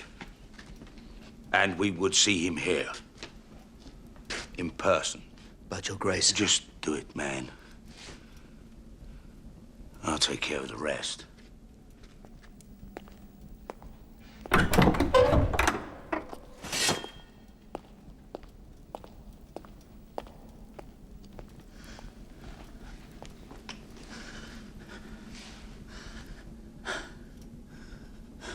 I tell you, that Cromwell lately does me more harm than good.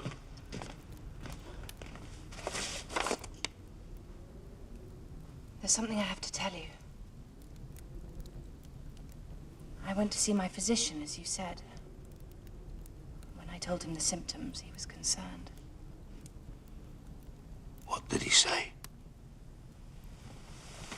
Well, he took my blood and measured my pulse. And? I do have a condition. But it is not the plague.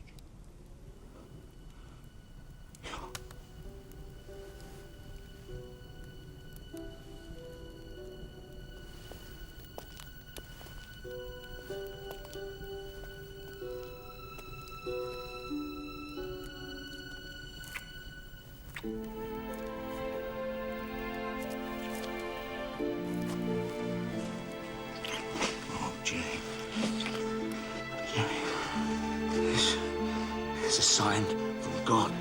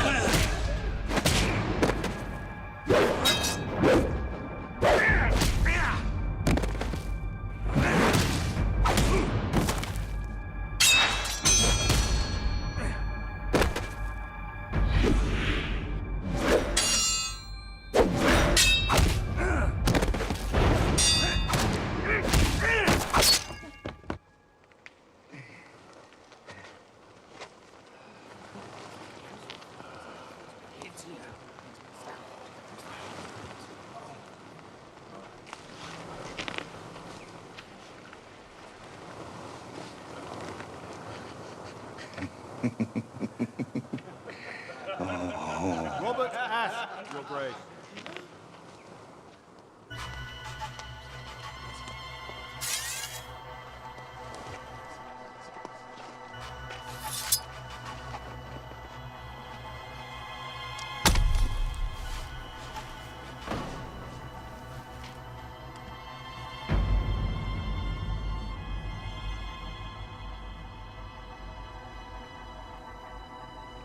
Thank you for agreeing to see me.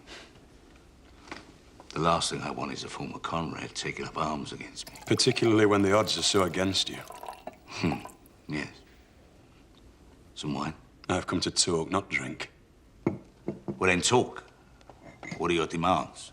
First, that you stop immediately the slaughter of innocent priests and friars and your suppression of the monasteries. I will. And just as soon as they put to an end their corruption and decadence. They are innocent for the most part, as you well know. Be mindful of your tone. I am your king. Only as long as I allow you to live. And stay on the throne.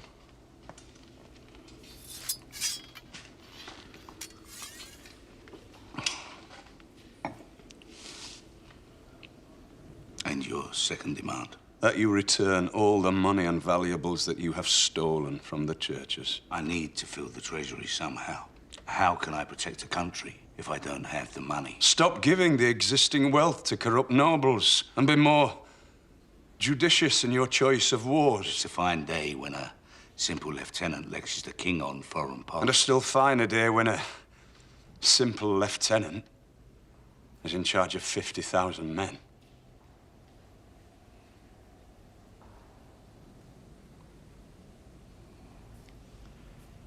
And your third demand? That you punish those responsible for these abominations.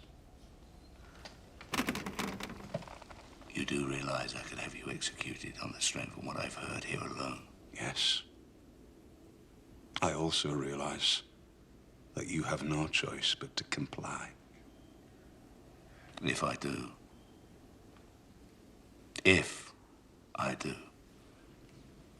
do I have your word you'll take your followers back to York and never step outside the city gates again? You have my word. Right. Then I agree to all three demands. Huh? No, my lord! My lord, no! And you, Robert. You cheeky son. I may call you Robert. Yes. I'd like to invite you to stay at my palace for 2 or 3 days. Your Highness is most kind. Now, we fought together at Tournai, if memory serves. Well, a few of us get together every year and celebrate the victory. I'd like you to come. I really must be returning. No, it's an invitation from the king, Robert. You say yes. Yes. Excellent. Excellent.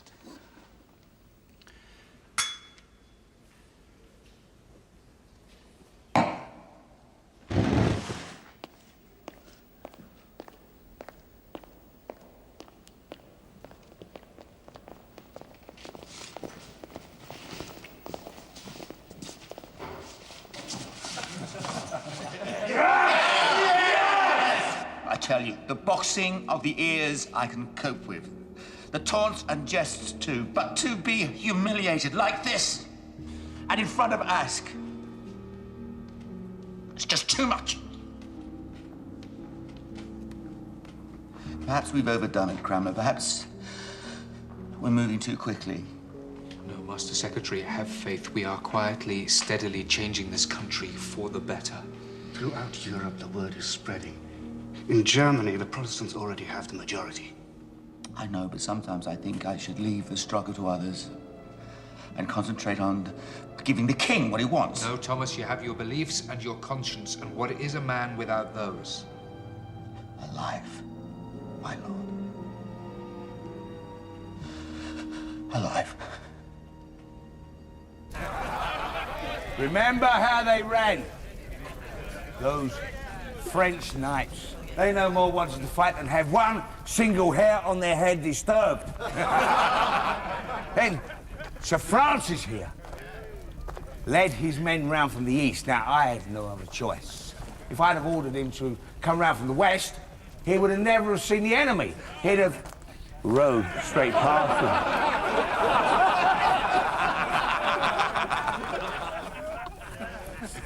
But the real turning point in the battle was dear Robert here, when he led his troops on a fearless dawn raid straight through the middle of the sleeping enemy with insane courage and ruthless determination, which I have had the misfortune to experience myself these last few days.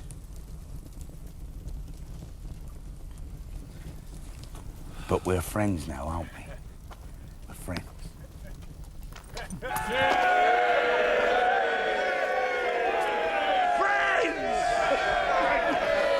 Sing! Someone sing. Where will I now go? Ask not the reason why.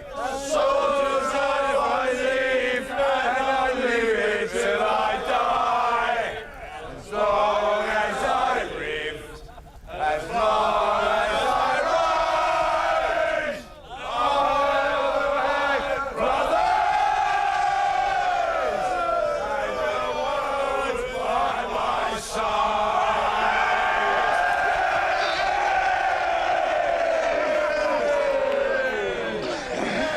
I'm pleased you stayed, Robert. So am I, my lord. I only wish my followers would have been here to see it. They'd have seen a king to be proud of. Good night. Good night, my lord. You sleep well. Sleep well.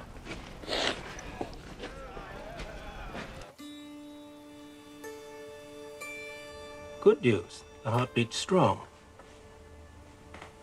The head is facing the right way. It's progressing well. And the gender? I'm afraid there's no way of establishing that. Oh, she could eat salt. Some people believe it helps if you want a boy. You do want a boy? Yes.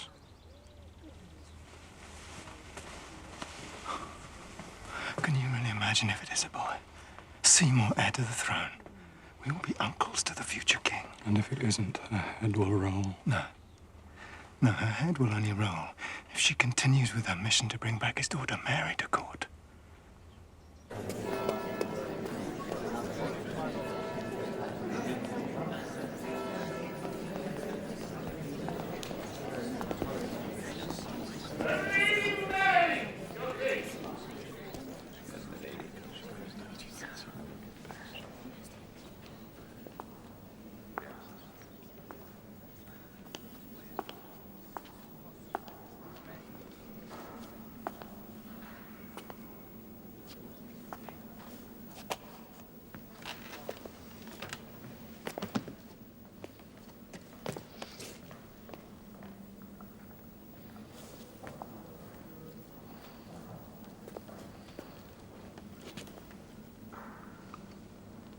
Welcome, Mary.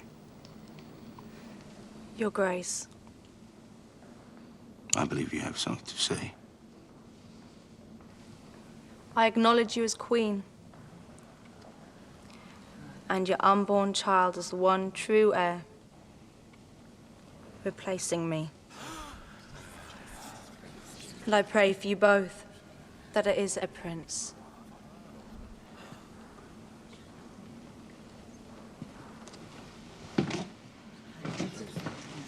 Welcome, Mary. I'm pleased to see you here. And are you, Your Majesty? I recognize that it is entirely down to you. The king has accepted me back. For this I shall be forever in your debt. But what of the church?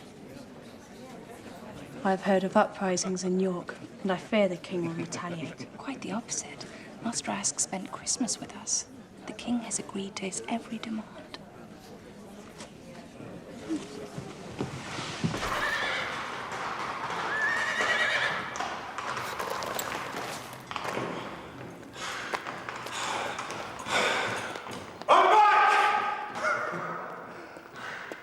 I return after a month at court. Having secured our every demand, I think a hero's welcome is in order.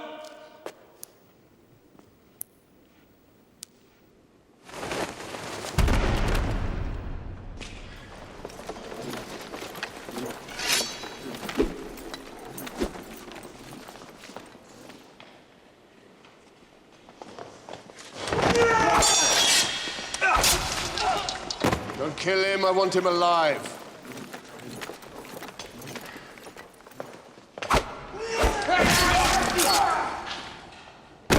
Make sure you take him alive.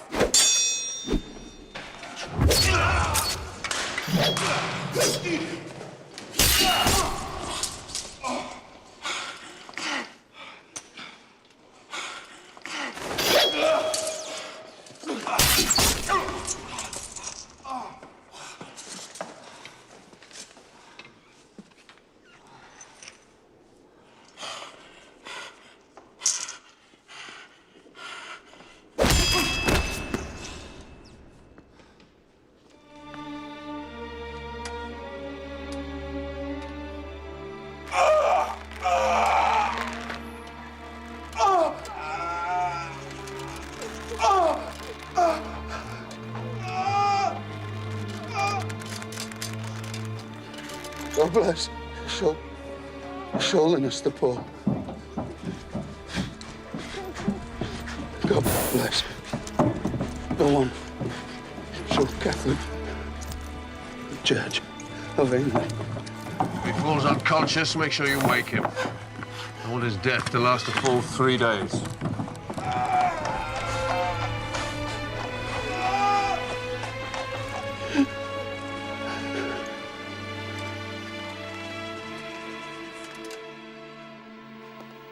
My good friend. Your Grace. It's good to have you back. I need a lion like you by my side. It's where I belong, Your Highness. I pray you never send me away again. Oh, no. The Queen, Your Grace. Is it true what I've heard? That Robert Aske has been murdered and hung from the gates of York? The man raised an army against me. He got what he deserved now, if you don't mind, man. But Henry, you promised. Henry is a name reserved for the bedchamber. You said you would agree to his demands. I am the King of England. I don't agree to demands. And his followers and allies, what of them? They will be silenced too. Oh, is that it? You would just silence all the dissenters? To speak against the king is treason. Oh, my lord, don't do this. Don't hide behind words like king and treason. Don't forget you're a man of flesh and blood who will one day be judged as all men of flesh and blood are. Am I imagining this? Am I now being lectured to by a woman? You are being cautioned by your wife, whose conscience will not allow her to stand by and watch as the man she loves degenerates into a monster. To hell with your conscience! You are my wife! What I want from you is sons, not opinions or meddling! Sons! Sons!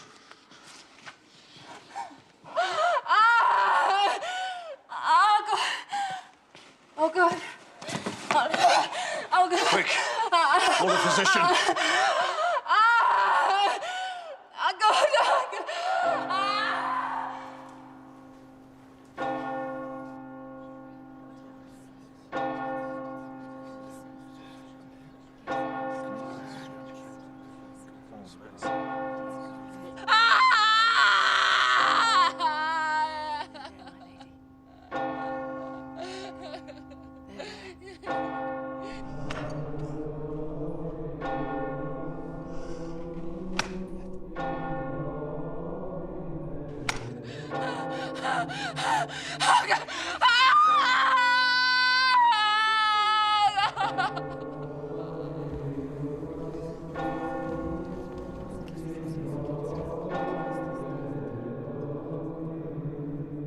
My lord, I have news from the Queen.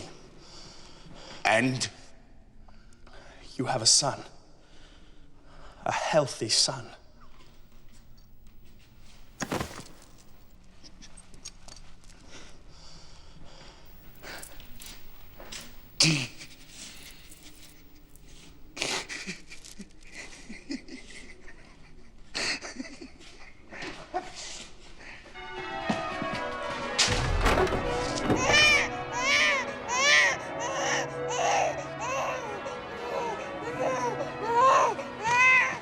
Jane.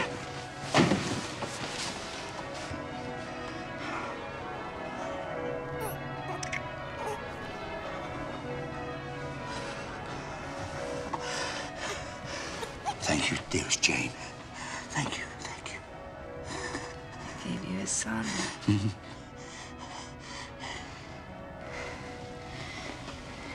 not angry with me. Angry? I will show you generosity like no other woman has seen.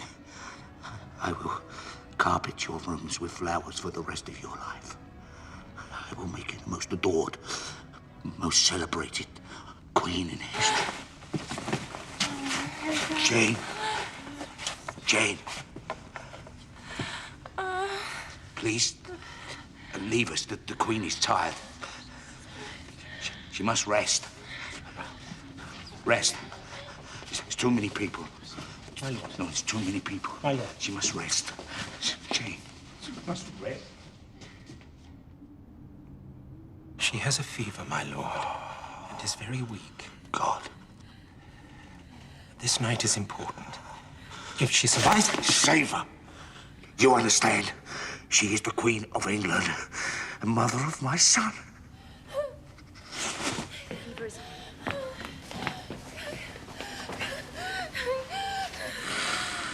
Please, God.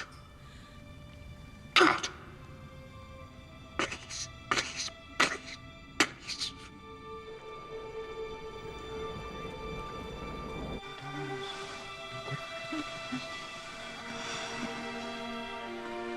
Forgive me, Jane. I am so sorry. I didn't mean to shout at you. I don't know what is becoming of me. I will make it up to you, I promise.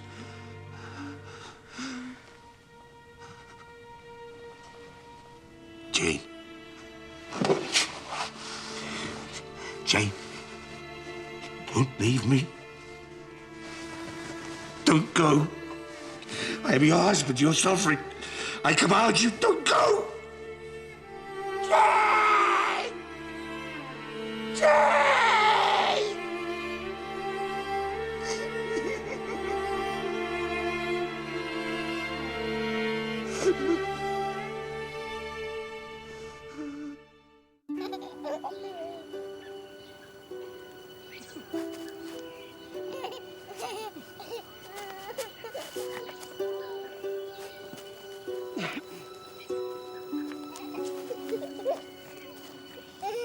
And how is the prince? In perfect health. Then why does he cough? Because he swallowed his milk too quickly. Or because he has an infection? He doesn't have an infection. Really? You can tell the difference between the two coughs? Yes, I can. Even if your life depended on it?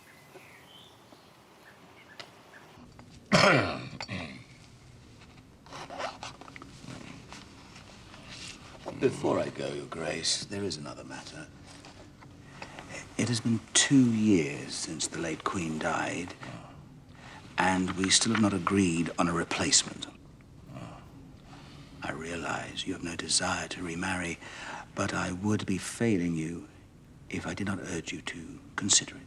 Why? The young prince's health. What about it? His nurses are worried about the plague. Prince is fine. He has his father's constitution. The plague has no respect for constitution. And there would be less danger to the prince from other sources if he had brothers. I will not marry again. Besides, I am aware that you've been making inquiries to various princesses in Europe, and I was refused. I have found one who is willing. Oh, some Protestant heretic, no doubt, to serve your own ends. She is a Protestant, I admit. Ah. The Duke of Cleves' daughter. Well, I'm not interested. Your Grace, since your excommunication, France has allied with the Emperor. England needs the Germans. So what's she like? Our ambassador has confirmed her appearance was most pleasing. Most pleasing? Most pleasing, Your Grace. And she's German. Nice flaxen hair and, at least... Actually, Lady Anne is dark. Dark? But still a renowned beauty. We'll send the court painter. But that will delay matters. Time is not on our side. I will not commit to someone without proof of beauty. I mean, in the name of God. I've got to sleep with her. Yes, Your Grace. Send the painter Holbein, and that's as far as I go.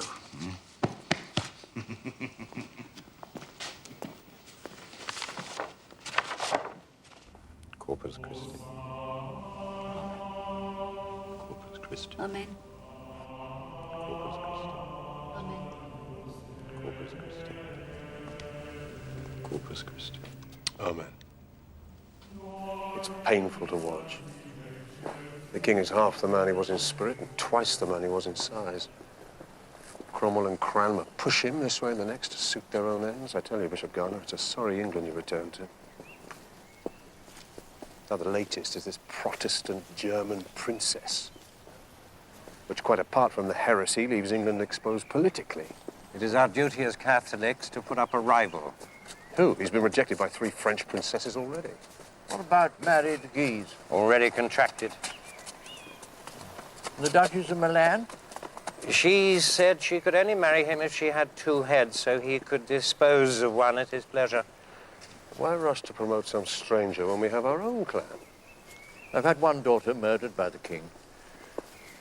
I've done my share. What about my late brother's girl? Who? Little Catherine? No, she was always a pretty little thing. She's barely 50. Is that too young? A shame on you, Thomas. She's no more than a child.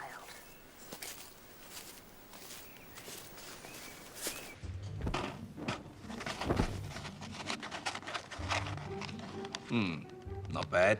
The painter, Master Holbein, was certainly favourably impressed. Oh, not just because you instructed him to be. And not because you whispered the political significance of this choice in his ear. Absolutely not, my lord. Well, she has 4 lips and a rising bosom, which I like. When can we meet her? Just as soon as the lawyers are finished with the contract. What lawyers?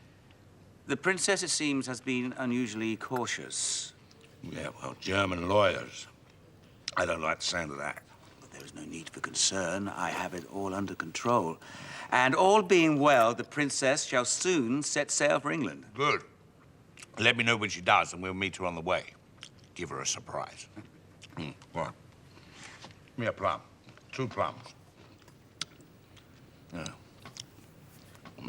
Nice and ripe.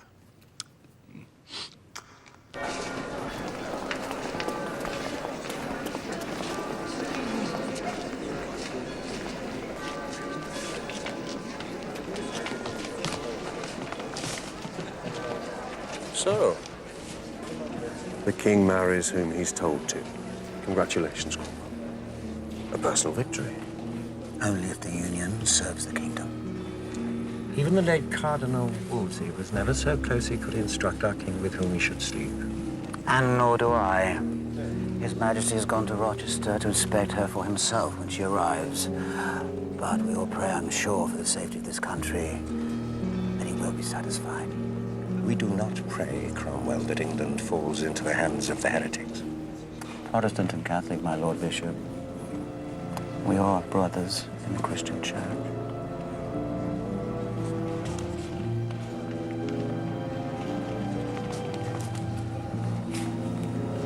I tell you, Cromwell is powerful enough already.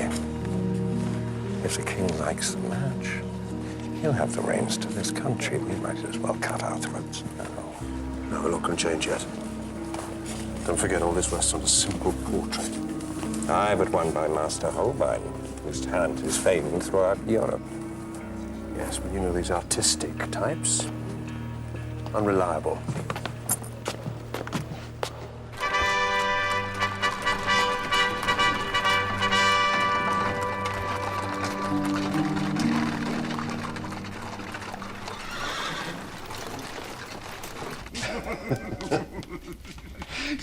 She's a monster, Thomas.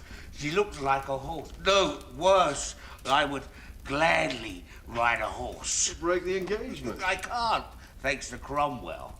I mean, Henry, King of England, trapped by German lawyers. I had the wedding night to consider. Good God, can you imagine? She can't be that bad. Oh, Thomas, she has an arse as big as Normandy and poor evil smells about herself. There must be a solution. Well, if you could find a solution, Thomas, then I would be forever in your debt.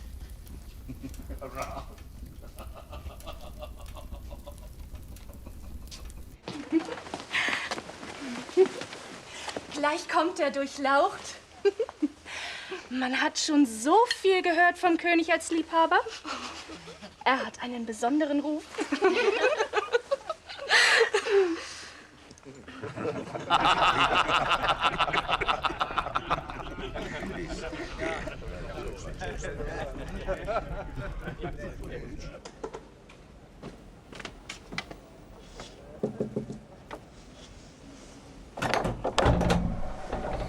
Still no sign of the king.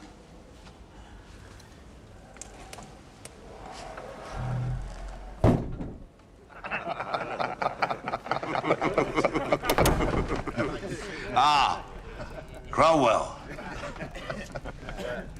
What brings you at this time? Just wondering, my lord, when you were thinking of going to bed. When I'm tired? Do I look tired? No, of course not. Well, what's the problem? It's just... this is your wedding night. Yes. So I thought His Majesty might not be going to bed to sleep. Why? What else should I be doing? Your Majesty.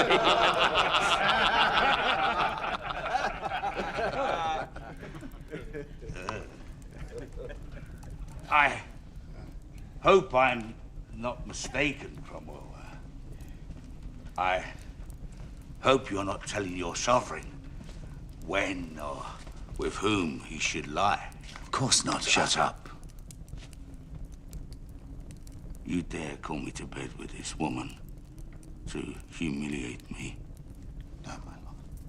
Not only will I never sleep with her, I will never touch her, shake hands with her, stand within a farmer's mile downwind of her. Now, if you want to do something useful, find a way out of this contract, or within a month, your flesh will be feeding worms on Tower Hill.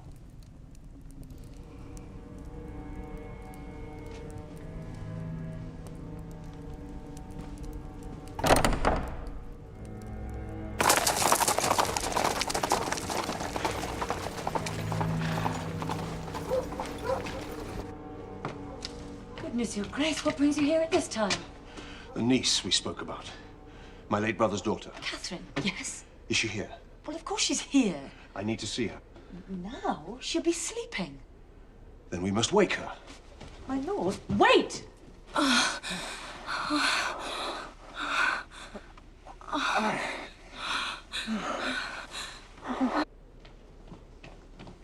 This is her room. Catherine.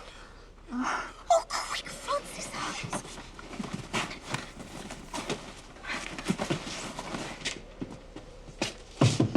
Catherine? Who is it? It's Uncle Thomas. Come to the door.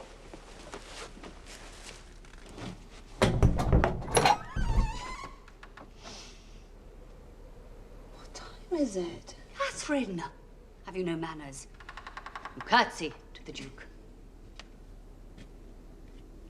Come into the light where I can see you.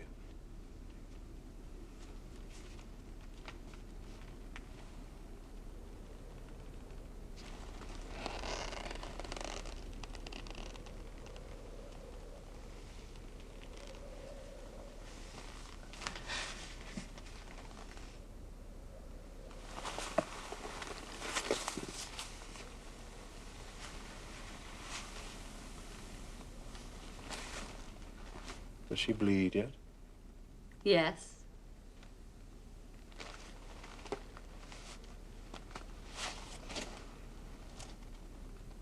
Tell me, Catherine, are you interested in bringing great glory to your family and securing incalculable wealth and power for yourself? Yes, of course I am. But how would I... Don't worry about that. Just give me your word. You'll do everything I say and follow my every instruction to the letter. Do you understand? Yes. Good.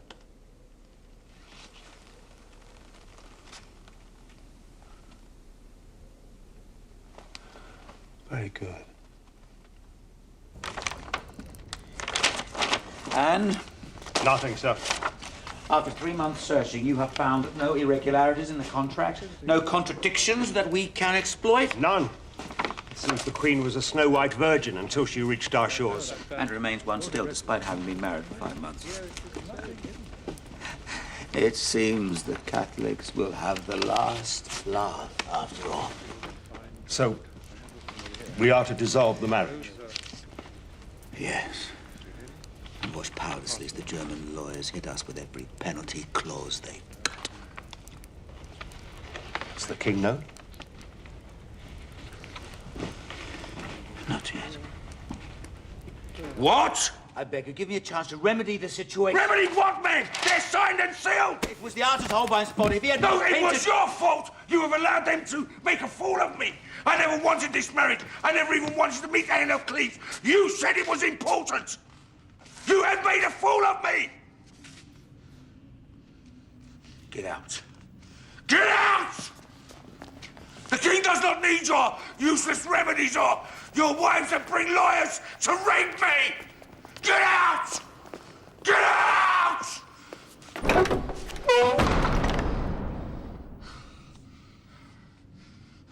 And you, I'll find a fate for you when I can bring myself to entertain you in my thoughts. Get out of my sight. Get out!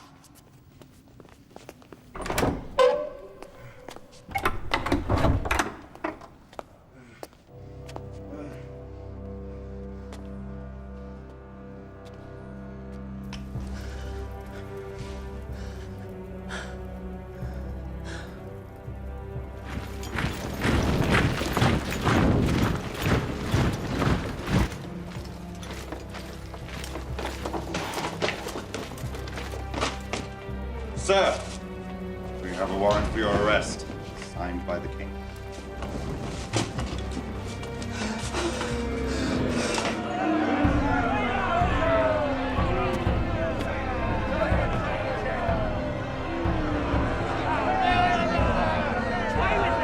I die the King's true servant!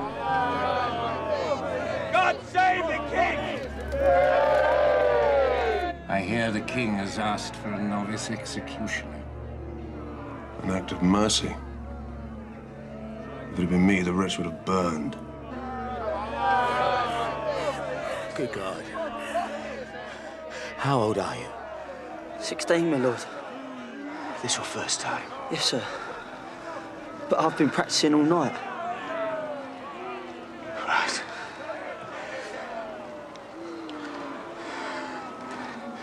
Do the best you can. That's all I ask. This is it, Gardner. This is our moment. The King's so angry we can use this to finish off the rest of the Protestant ringleaders.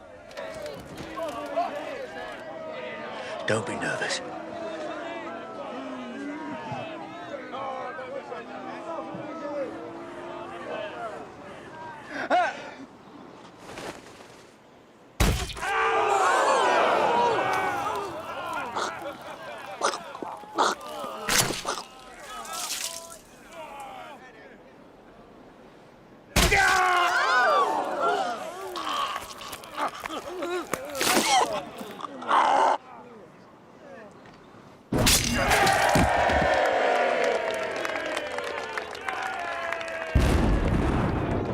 Robert Barnes, by the order of His Majesty Henry, King of England, I sentence you to death. Do you renounce your Protestant faith? No! Burn him! You die a heretic and a sinner! I die a child of Christ! Burn him! Let him be an example to all those who wish to forsake the Catholic Church. God save me! Jesus Christ, receive me! Ah! Ah!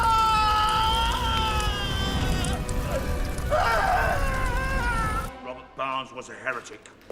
A disciple of Luther, he deserved to die. Perhaps, but is it wise to burn him like that and in full view of his supporters? People die in this kingdom when I say so. Majesty, I was just concerned. Spare your concerns and worry about yourself! I know you have a wife in secret. Is that fine conduct for a Catholic archbishop? Is it conduct? Go away! Go away!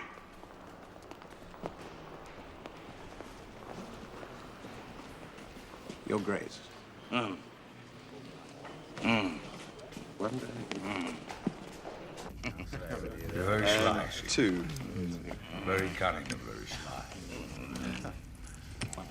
Good on. I'm happy. I just need a signature. That's the last one I signed, Gardner.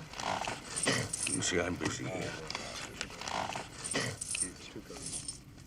How did he find that card? I thought I was the only man allowed to have 4 queens.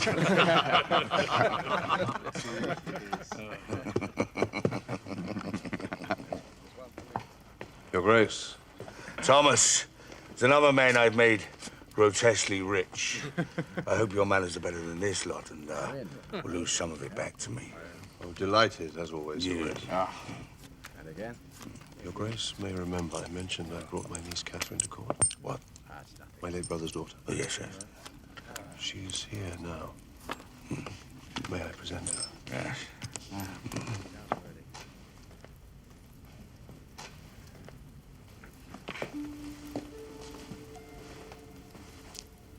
Your Majesty. Come here. What did you say your name was again? Catherine, Your Grace. Catherine Howard. Let me have a closer look.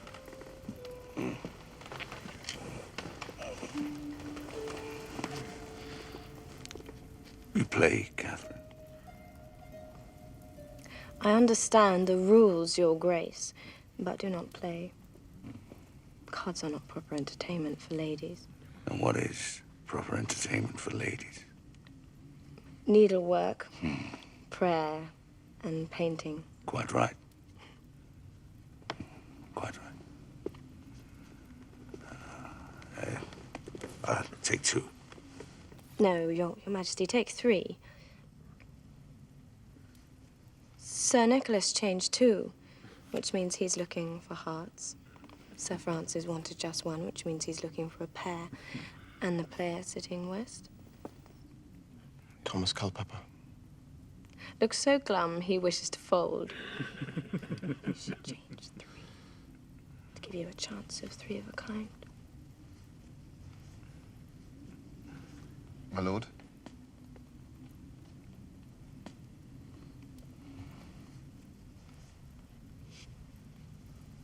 I'll take 3.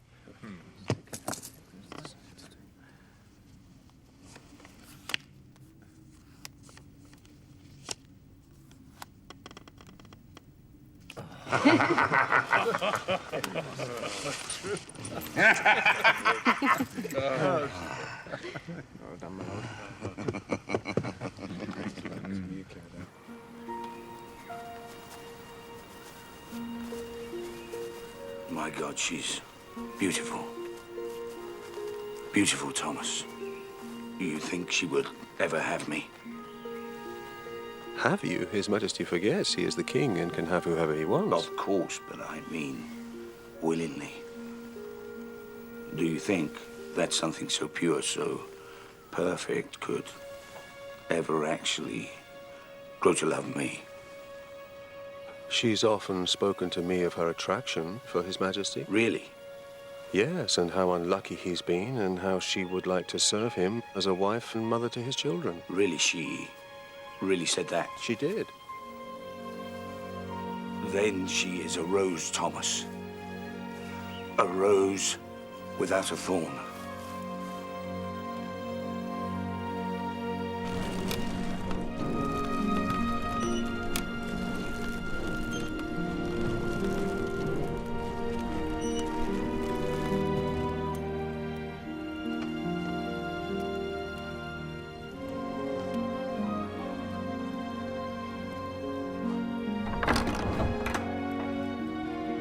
Lady Catherine, Your Majesty.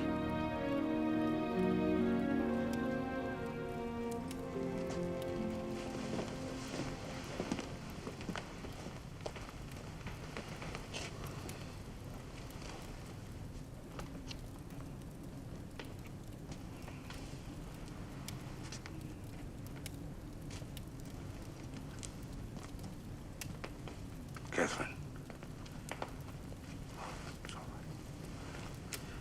You may all leave us now. If you wouldn't mind, Norfolk.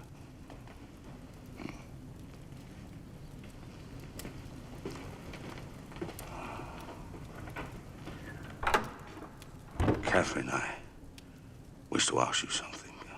God, my hands, they tremble. You're probably thinking that I've said these things 1,000 times before. That's not true. I never have. Your Majesty, I know I'm old and I have lost my looks. it's not true. No, it's the truth. But since I've met you,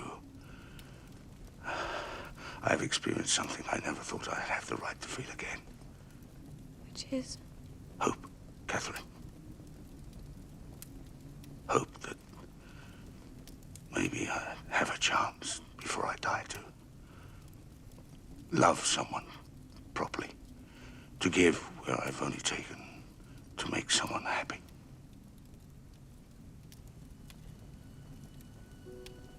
Now, I know this has come quickly, and I should have given you more time to get to know me better, but I'm afraid time is against me. So if you would allow me, Catherine,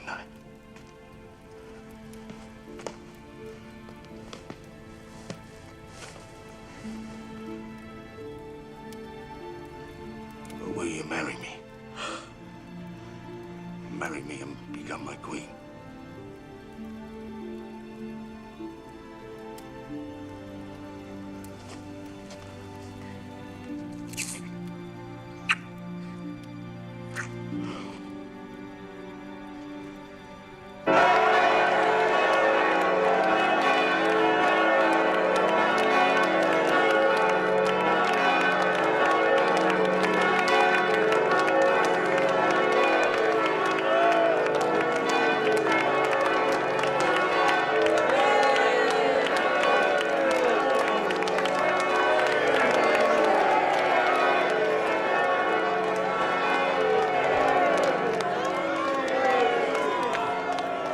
John, how are you? I'd like to present Sister Mary Lascelles, who wishes to speak to you on an important matter.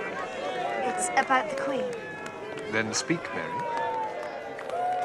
I'd prefer if we did it in private. Come now, what could you possibly say about the Queen that you could not say in public?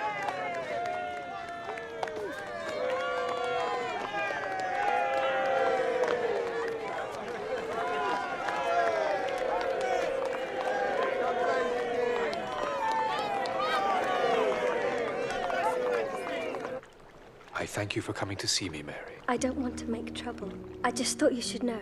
You did the right thing.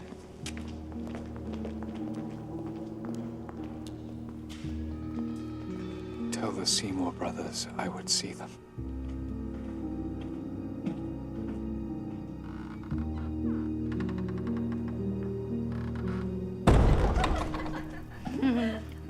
I wish your mother was still alive. That she could see you now. I also wish that she were here, that she could tell you a little of what to expect tonight, and how to conduct yourself. Don't worry, Great Aunt. I think I'll be all right. What does that mean? It means that I know from experience that my looks please most men. I don't know what that means, girl, and I'm not going to ask. Know this. The king is taking you as a virgin. If he suspects otherwise, all our lives are in danger. Do you understand? Yes. Whatever you know or may not know about these matters in reality, as far as he's concerned, you know nothing. Yes.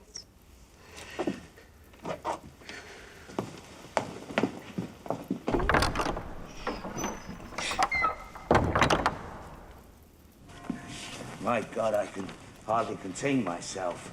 Feelings I thought were dead and buried are revived at the mere sound of her name. She is a revelation. She will give me sons, many sons. I will lie with her every night, twice a night, 3 times a night. We will have an army of sons.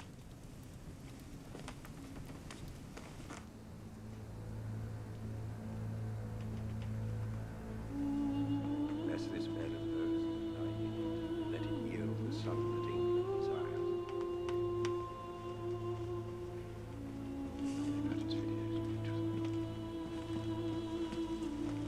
My God, I have cast my eyes over some of the great treasures of this world, but none of which compare with you.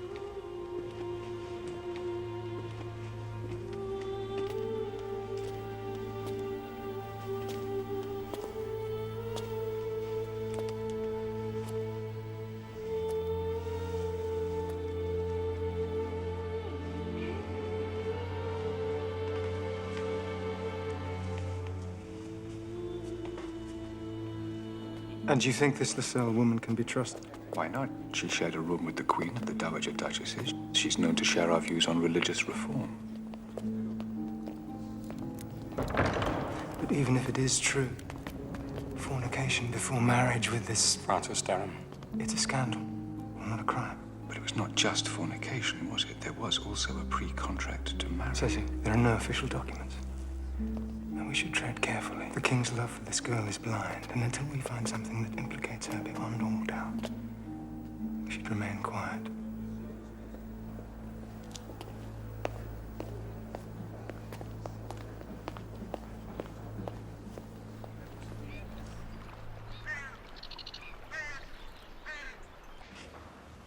Thomas. Oh, Thomas. What a night. What a woman.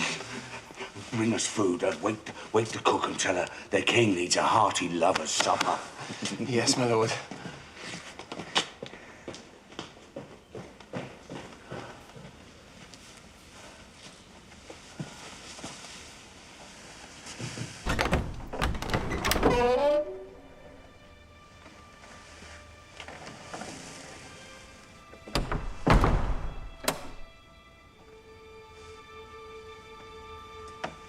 I can hardly look you in the eye. My lord, please. I beg you, don't worry. It was just one night. It's our wedding night. It's all right. I won't tell anyone. Do not you look at me and say you do not wish that in my place was some virile young courtier. No. Are you sure? Yes. You give me your word. Yes, my lord.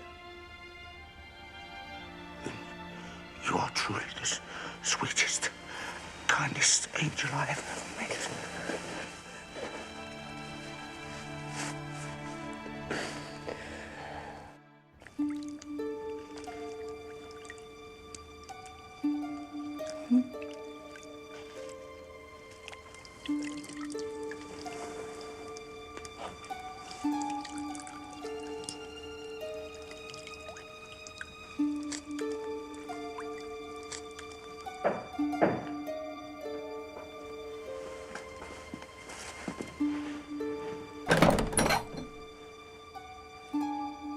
Master Culpepper, Your Majesty.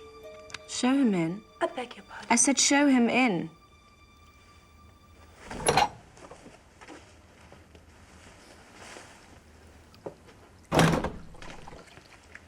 Poor Master Culpepper, the king keeps you very busy. This is your 3rd trip today? Doing the king's pleasure is an honor. And the queen, what of her pleasure? I do not know what pleases the queen, but if there is anything I could do, it would be my honor too. Why laugh, Mary? No reason, Ma'am. No, there is something that would please me, Master Culpepper, which is that you look at me when you speak to me.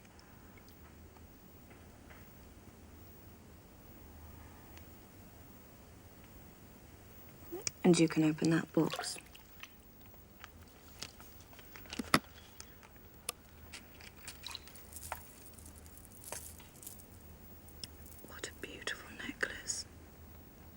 and a letter from the king. Ignore the letter. And bring me the necklace.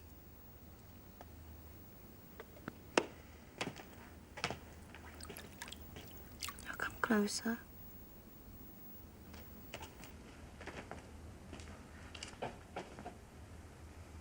Closer.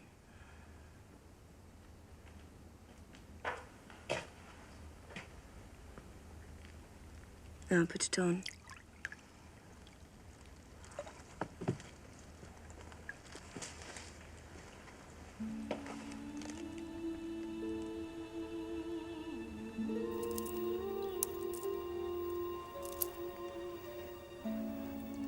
Thank you, Master Culpepper. You may go. Majesty.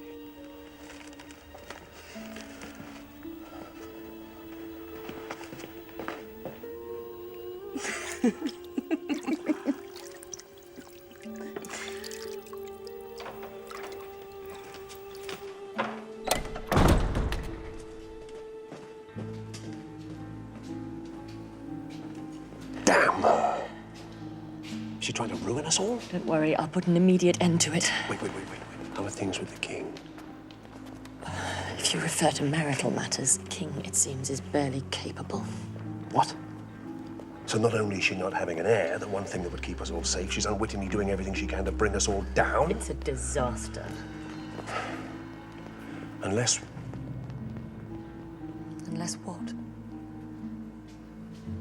Unless instead of two problems, we use one to solve the other. The king wants a son, but is unable. Catherine wants her lover, who is able. Come with me.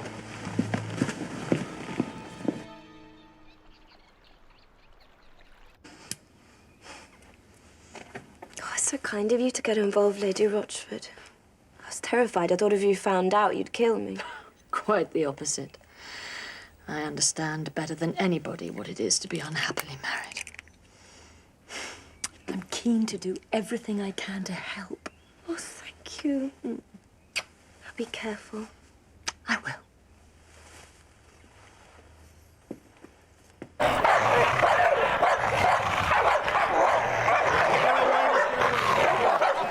It's the Queen. The entertainment's about to start.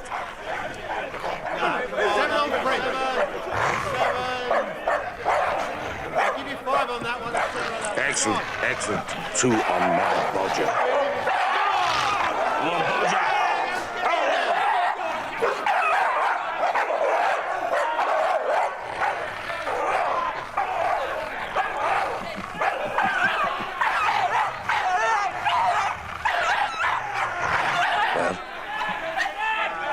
I couldn't find her, my lord. What? She wasn't in her quarters. Of course she was.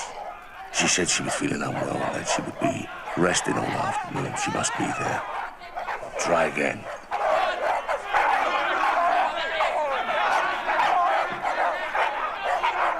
What? Nothing, Your Grace. No. I saw that look. Really? Nothing, Your Grace.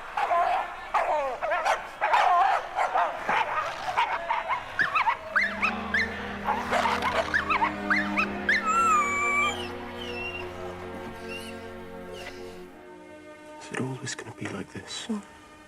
Hiding away, meeting in secret. It's only as long as he's alive. And then we can marry and have our love in the open. And let's hope the fat fool dies soon. Oh, fine way to talk of your king. Believe me, I was his most loyal, most trusted servant. I would have fallen on my sword for him until I met his wife.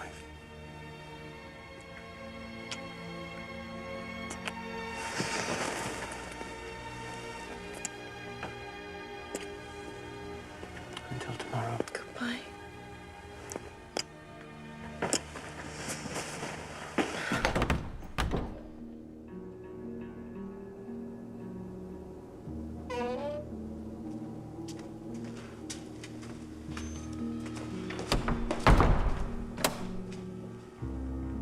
It doesn't make sense.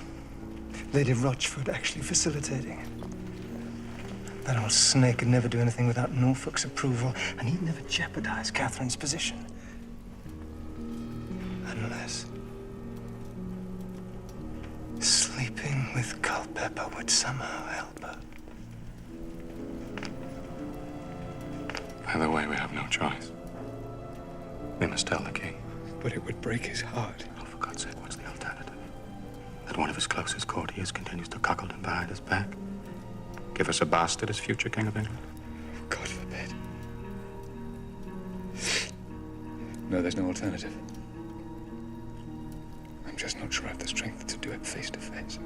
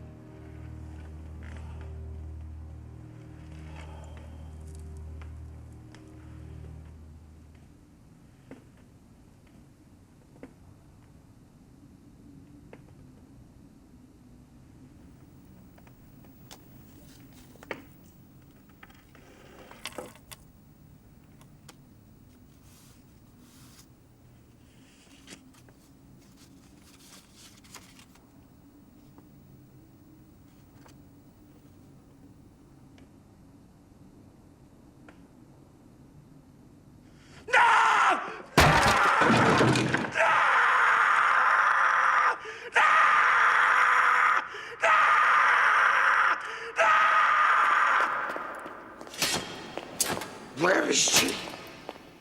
How can she do this to me?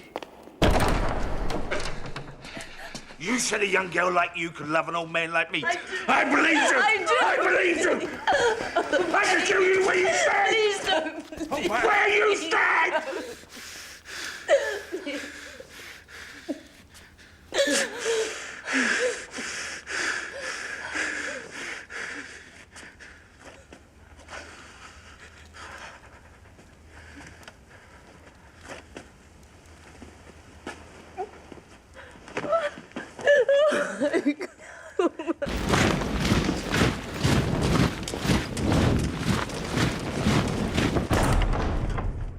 Thomas Edward Culpeper, by the power invested in me by the court of His Majesty, I arrest you on charges of high treason.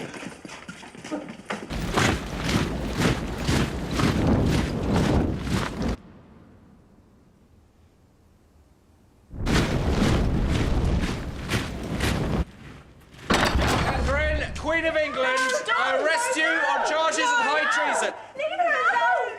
Stop! You're hurting her! No, Your Majesty! No, please leave her!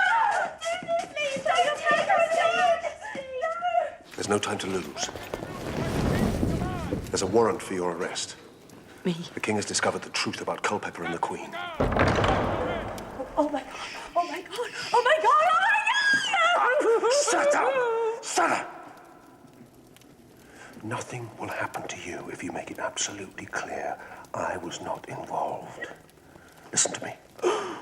I'm the only one who can save us, but I must appear blameless. Do you understand?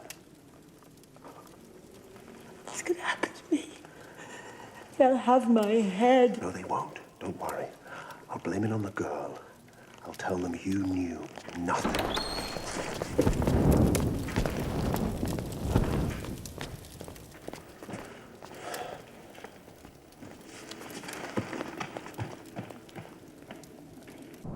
I promise, Your Majesty, it was the girl and Lady Rochford.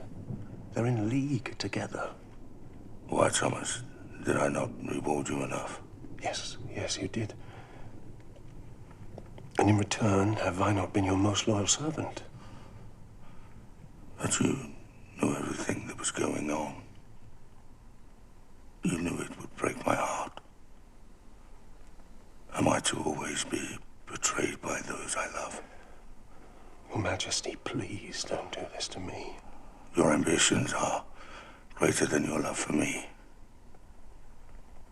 That in itself is treason. Your Majesty, wait!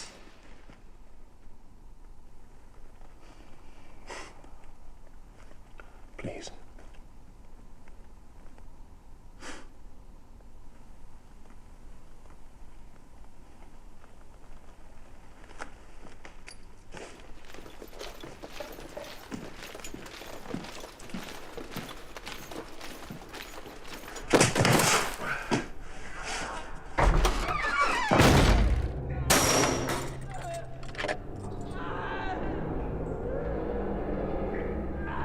This is it. This is it, Brother Edward. This is our moment. Norfolk and the Catholic faction have finished. We will be appointed guardians to our nephew, the future king. Our influence and positions become unassailable. Perhaps now my beloved Catherine will consent to give me her hand in marriage. How very romantic.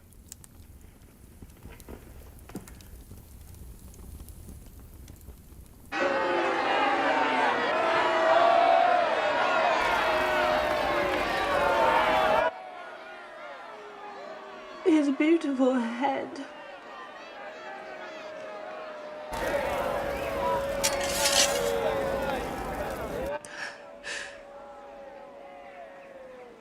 I hope they kill me soon that I may join him.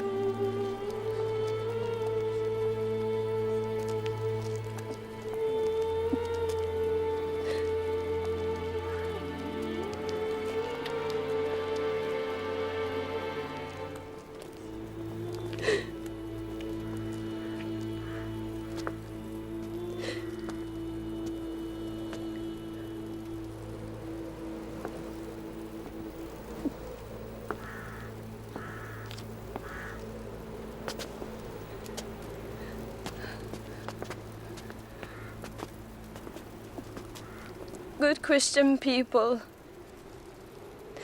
I have been justly condemned and deserve to die. I urge you,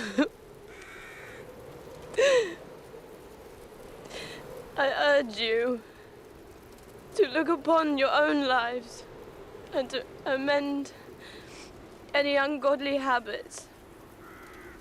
Obey the king at all times. And please pray for my wretched soul. Oh, God.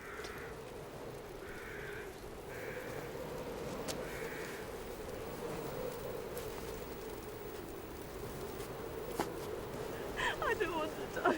No, I don't want to die, please. I don't want to die, please, oh, God. I don't want to die. I'm sorry, please. I don't want to die. I'm sorry.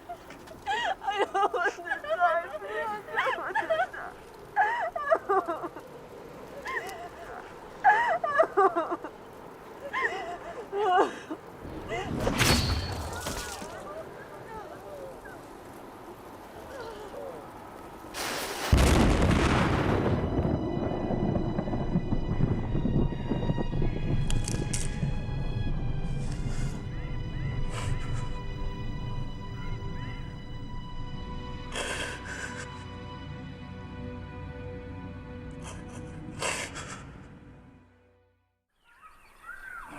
The shipbuilders are waiting, Your Majesty, as is your armourer for a fitting. Well, if he thinks I'm doing that now after taking an hour to get dressed, he's mistaken. And Lady Latham. What does she want? She won't say, Your Grace, except that it's confidential. We'll show her in.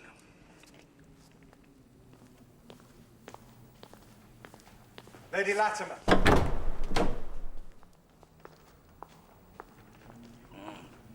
Lady Latimer, Your Majesty. you have 5 minutes.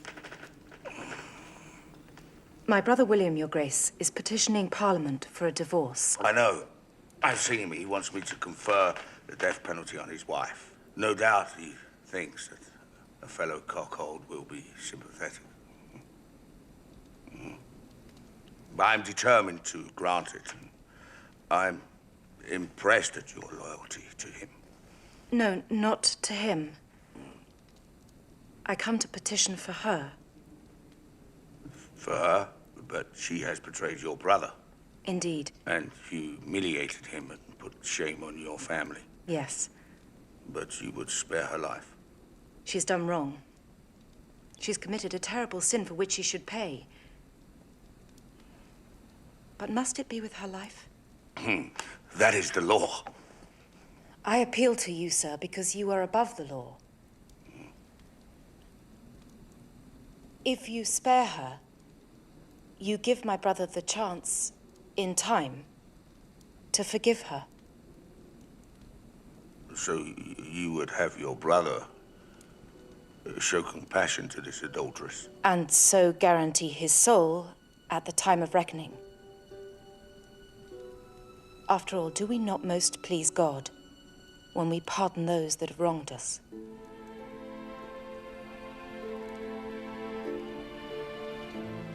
Lord Parr is a fortunate man to have someone watch over him so. It is what any good sister would do. Is it? With no thought of personal gain? My brother's happiness is my personal gain. Well said.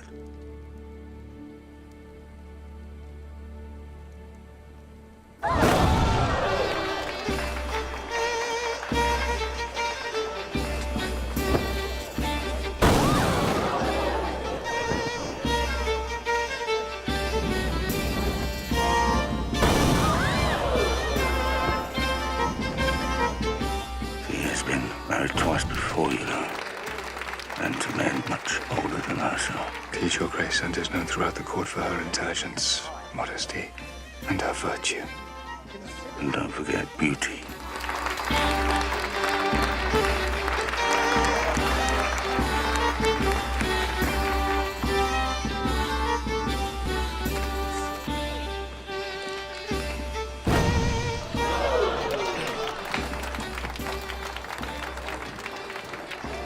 It is not right for a beautiful woman such as you not to have a husband. Your Majesty. Or an ailing man who is close to death not to have a companion. Indeed. And I hope His Majesty soon finds somebody suitable. What about you, Lady Latimer? You are a good woman. Alas, I am promised elsewhere. May I ask to whom?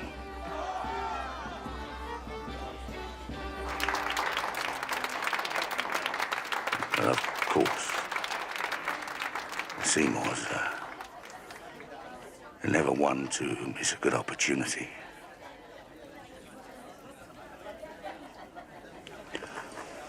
Well, I must leave with heavy heart and dream about what might have been.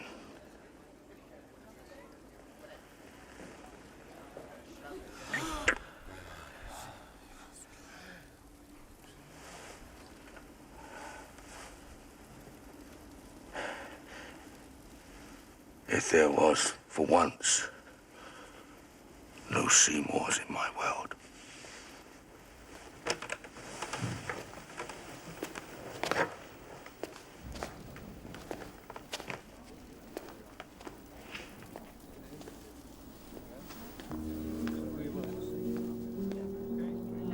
Think of it.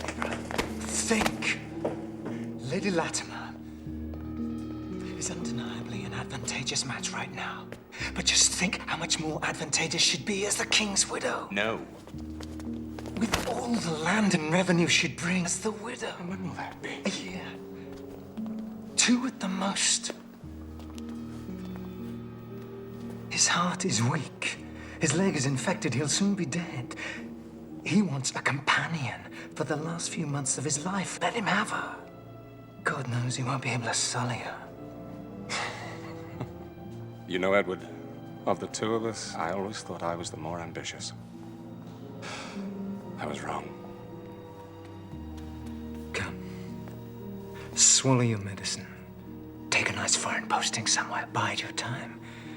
Wait for news from your big brother that the king is dead.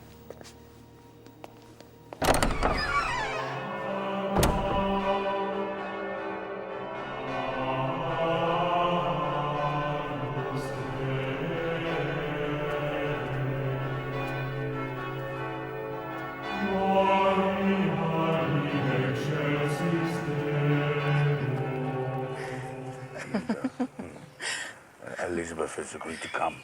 She's on her way. Mary too. Yes, and Mary too. Thank you, Catherine. Thank you. You know, this will be the first time we've been all together. I have so much planned. We shall play cards. Mary is a sharp player, that much I know, and she has a great fondness for young Edward. We shall play music. Elizabeth has a love for music. And tomorrow we shall ride out, all of us together. I'll fetch your shawl.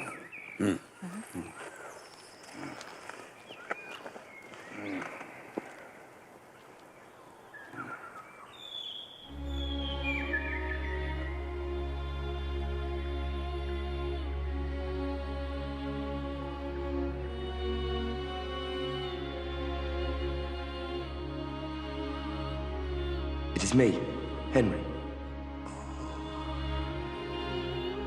Henry.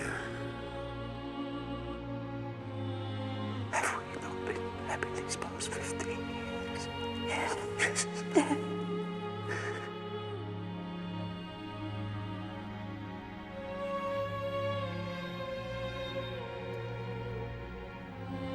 Your Majesty.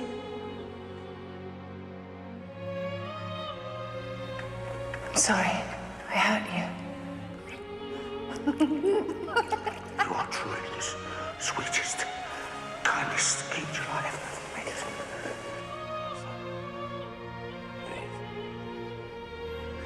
It's a sign from God.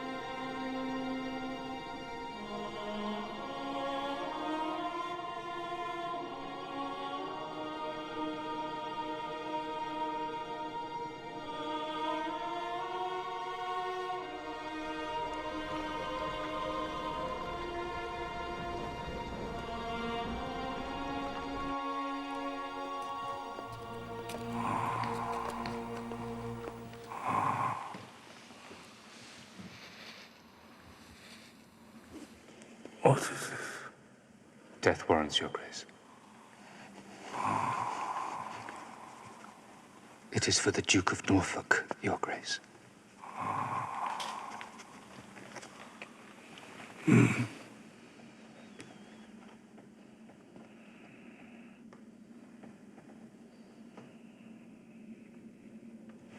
It is time.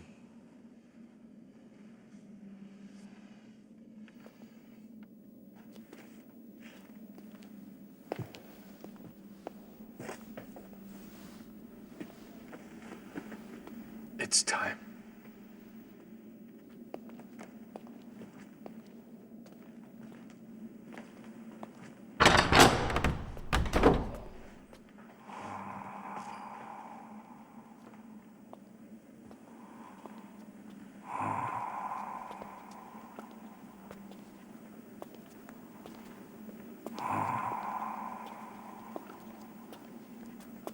Edward, is that you?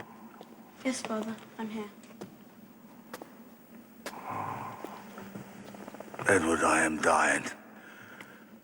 By tonight, you will be king. Your sisters Mary and Elizabeth, honor and protect them always. Yes, Father.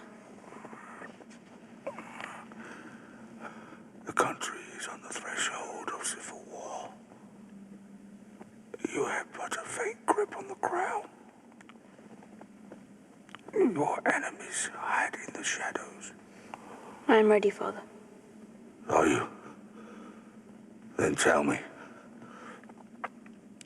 what is the most important thing to do to be a successful king? Continue the reforms, suppress the papists, expand our territories in France, increase the taxes on the nobles. And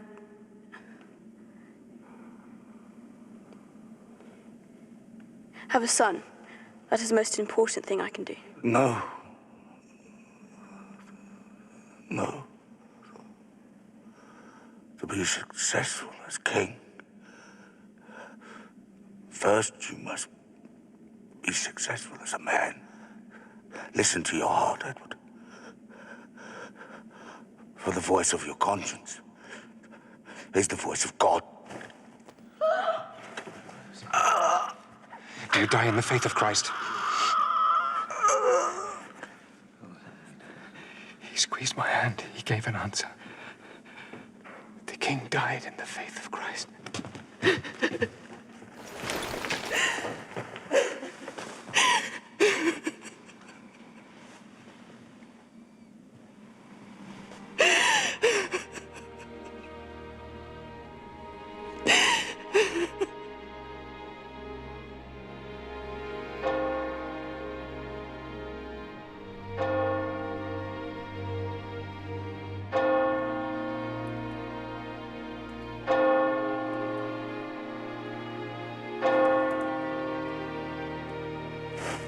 The Duke of Norfolk escaped death. In time, he was released from the Tower, given a full pardon, and regained all his lands and power.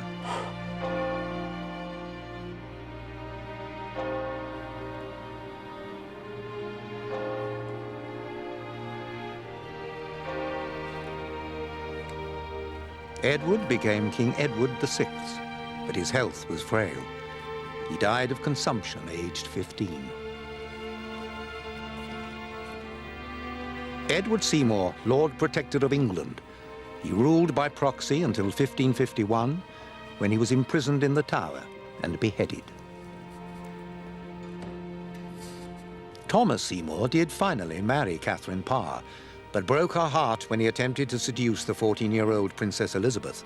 He was executed for treason in 1549. Bloody Mary came to the throne in 1553. She burned hundreds of Protestants as heretics and died embittered and unloved in 1558. Anne of Cleves outlived all the wives. Widely liked and respected, she was buried rich and popular with full honours. Thomas Cranmer continued to lay the foundations for the Church of England, only to be arrested for treason on the orders of Mary I and burnt as a heretic. And what of Henry? After a lifelong struggle to give England an heir, his glorious successor was not a son, but a daughter. Elizabeth I, daughter of Henry and Anne Boleyn, came to the throne in 1558 and ruled England for 45 years.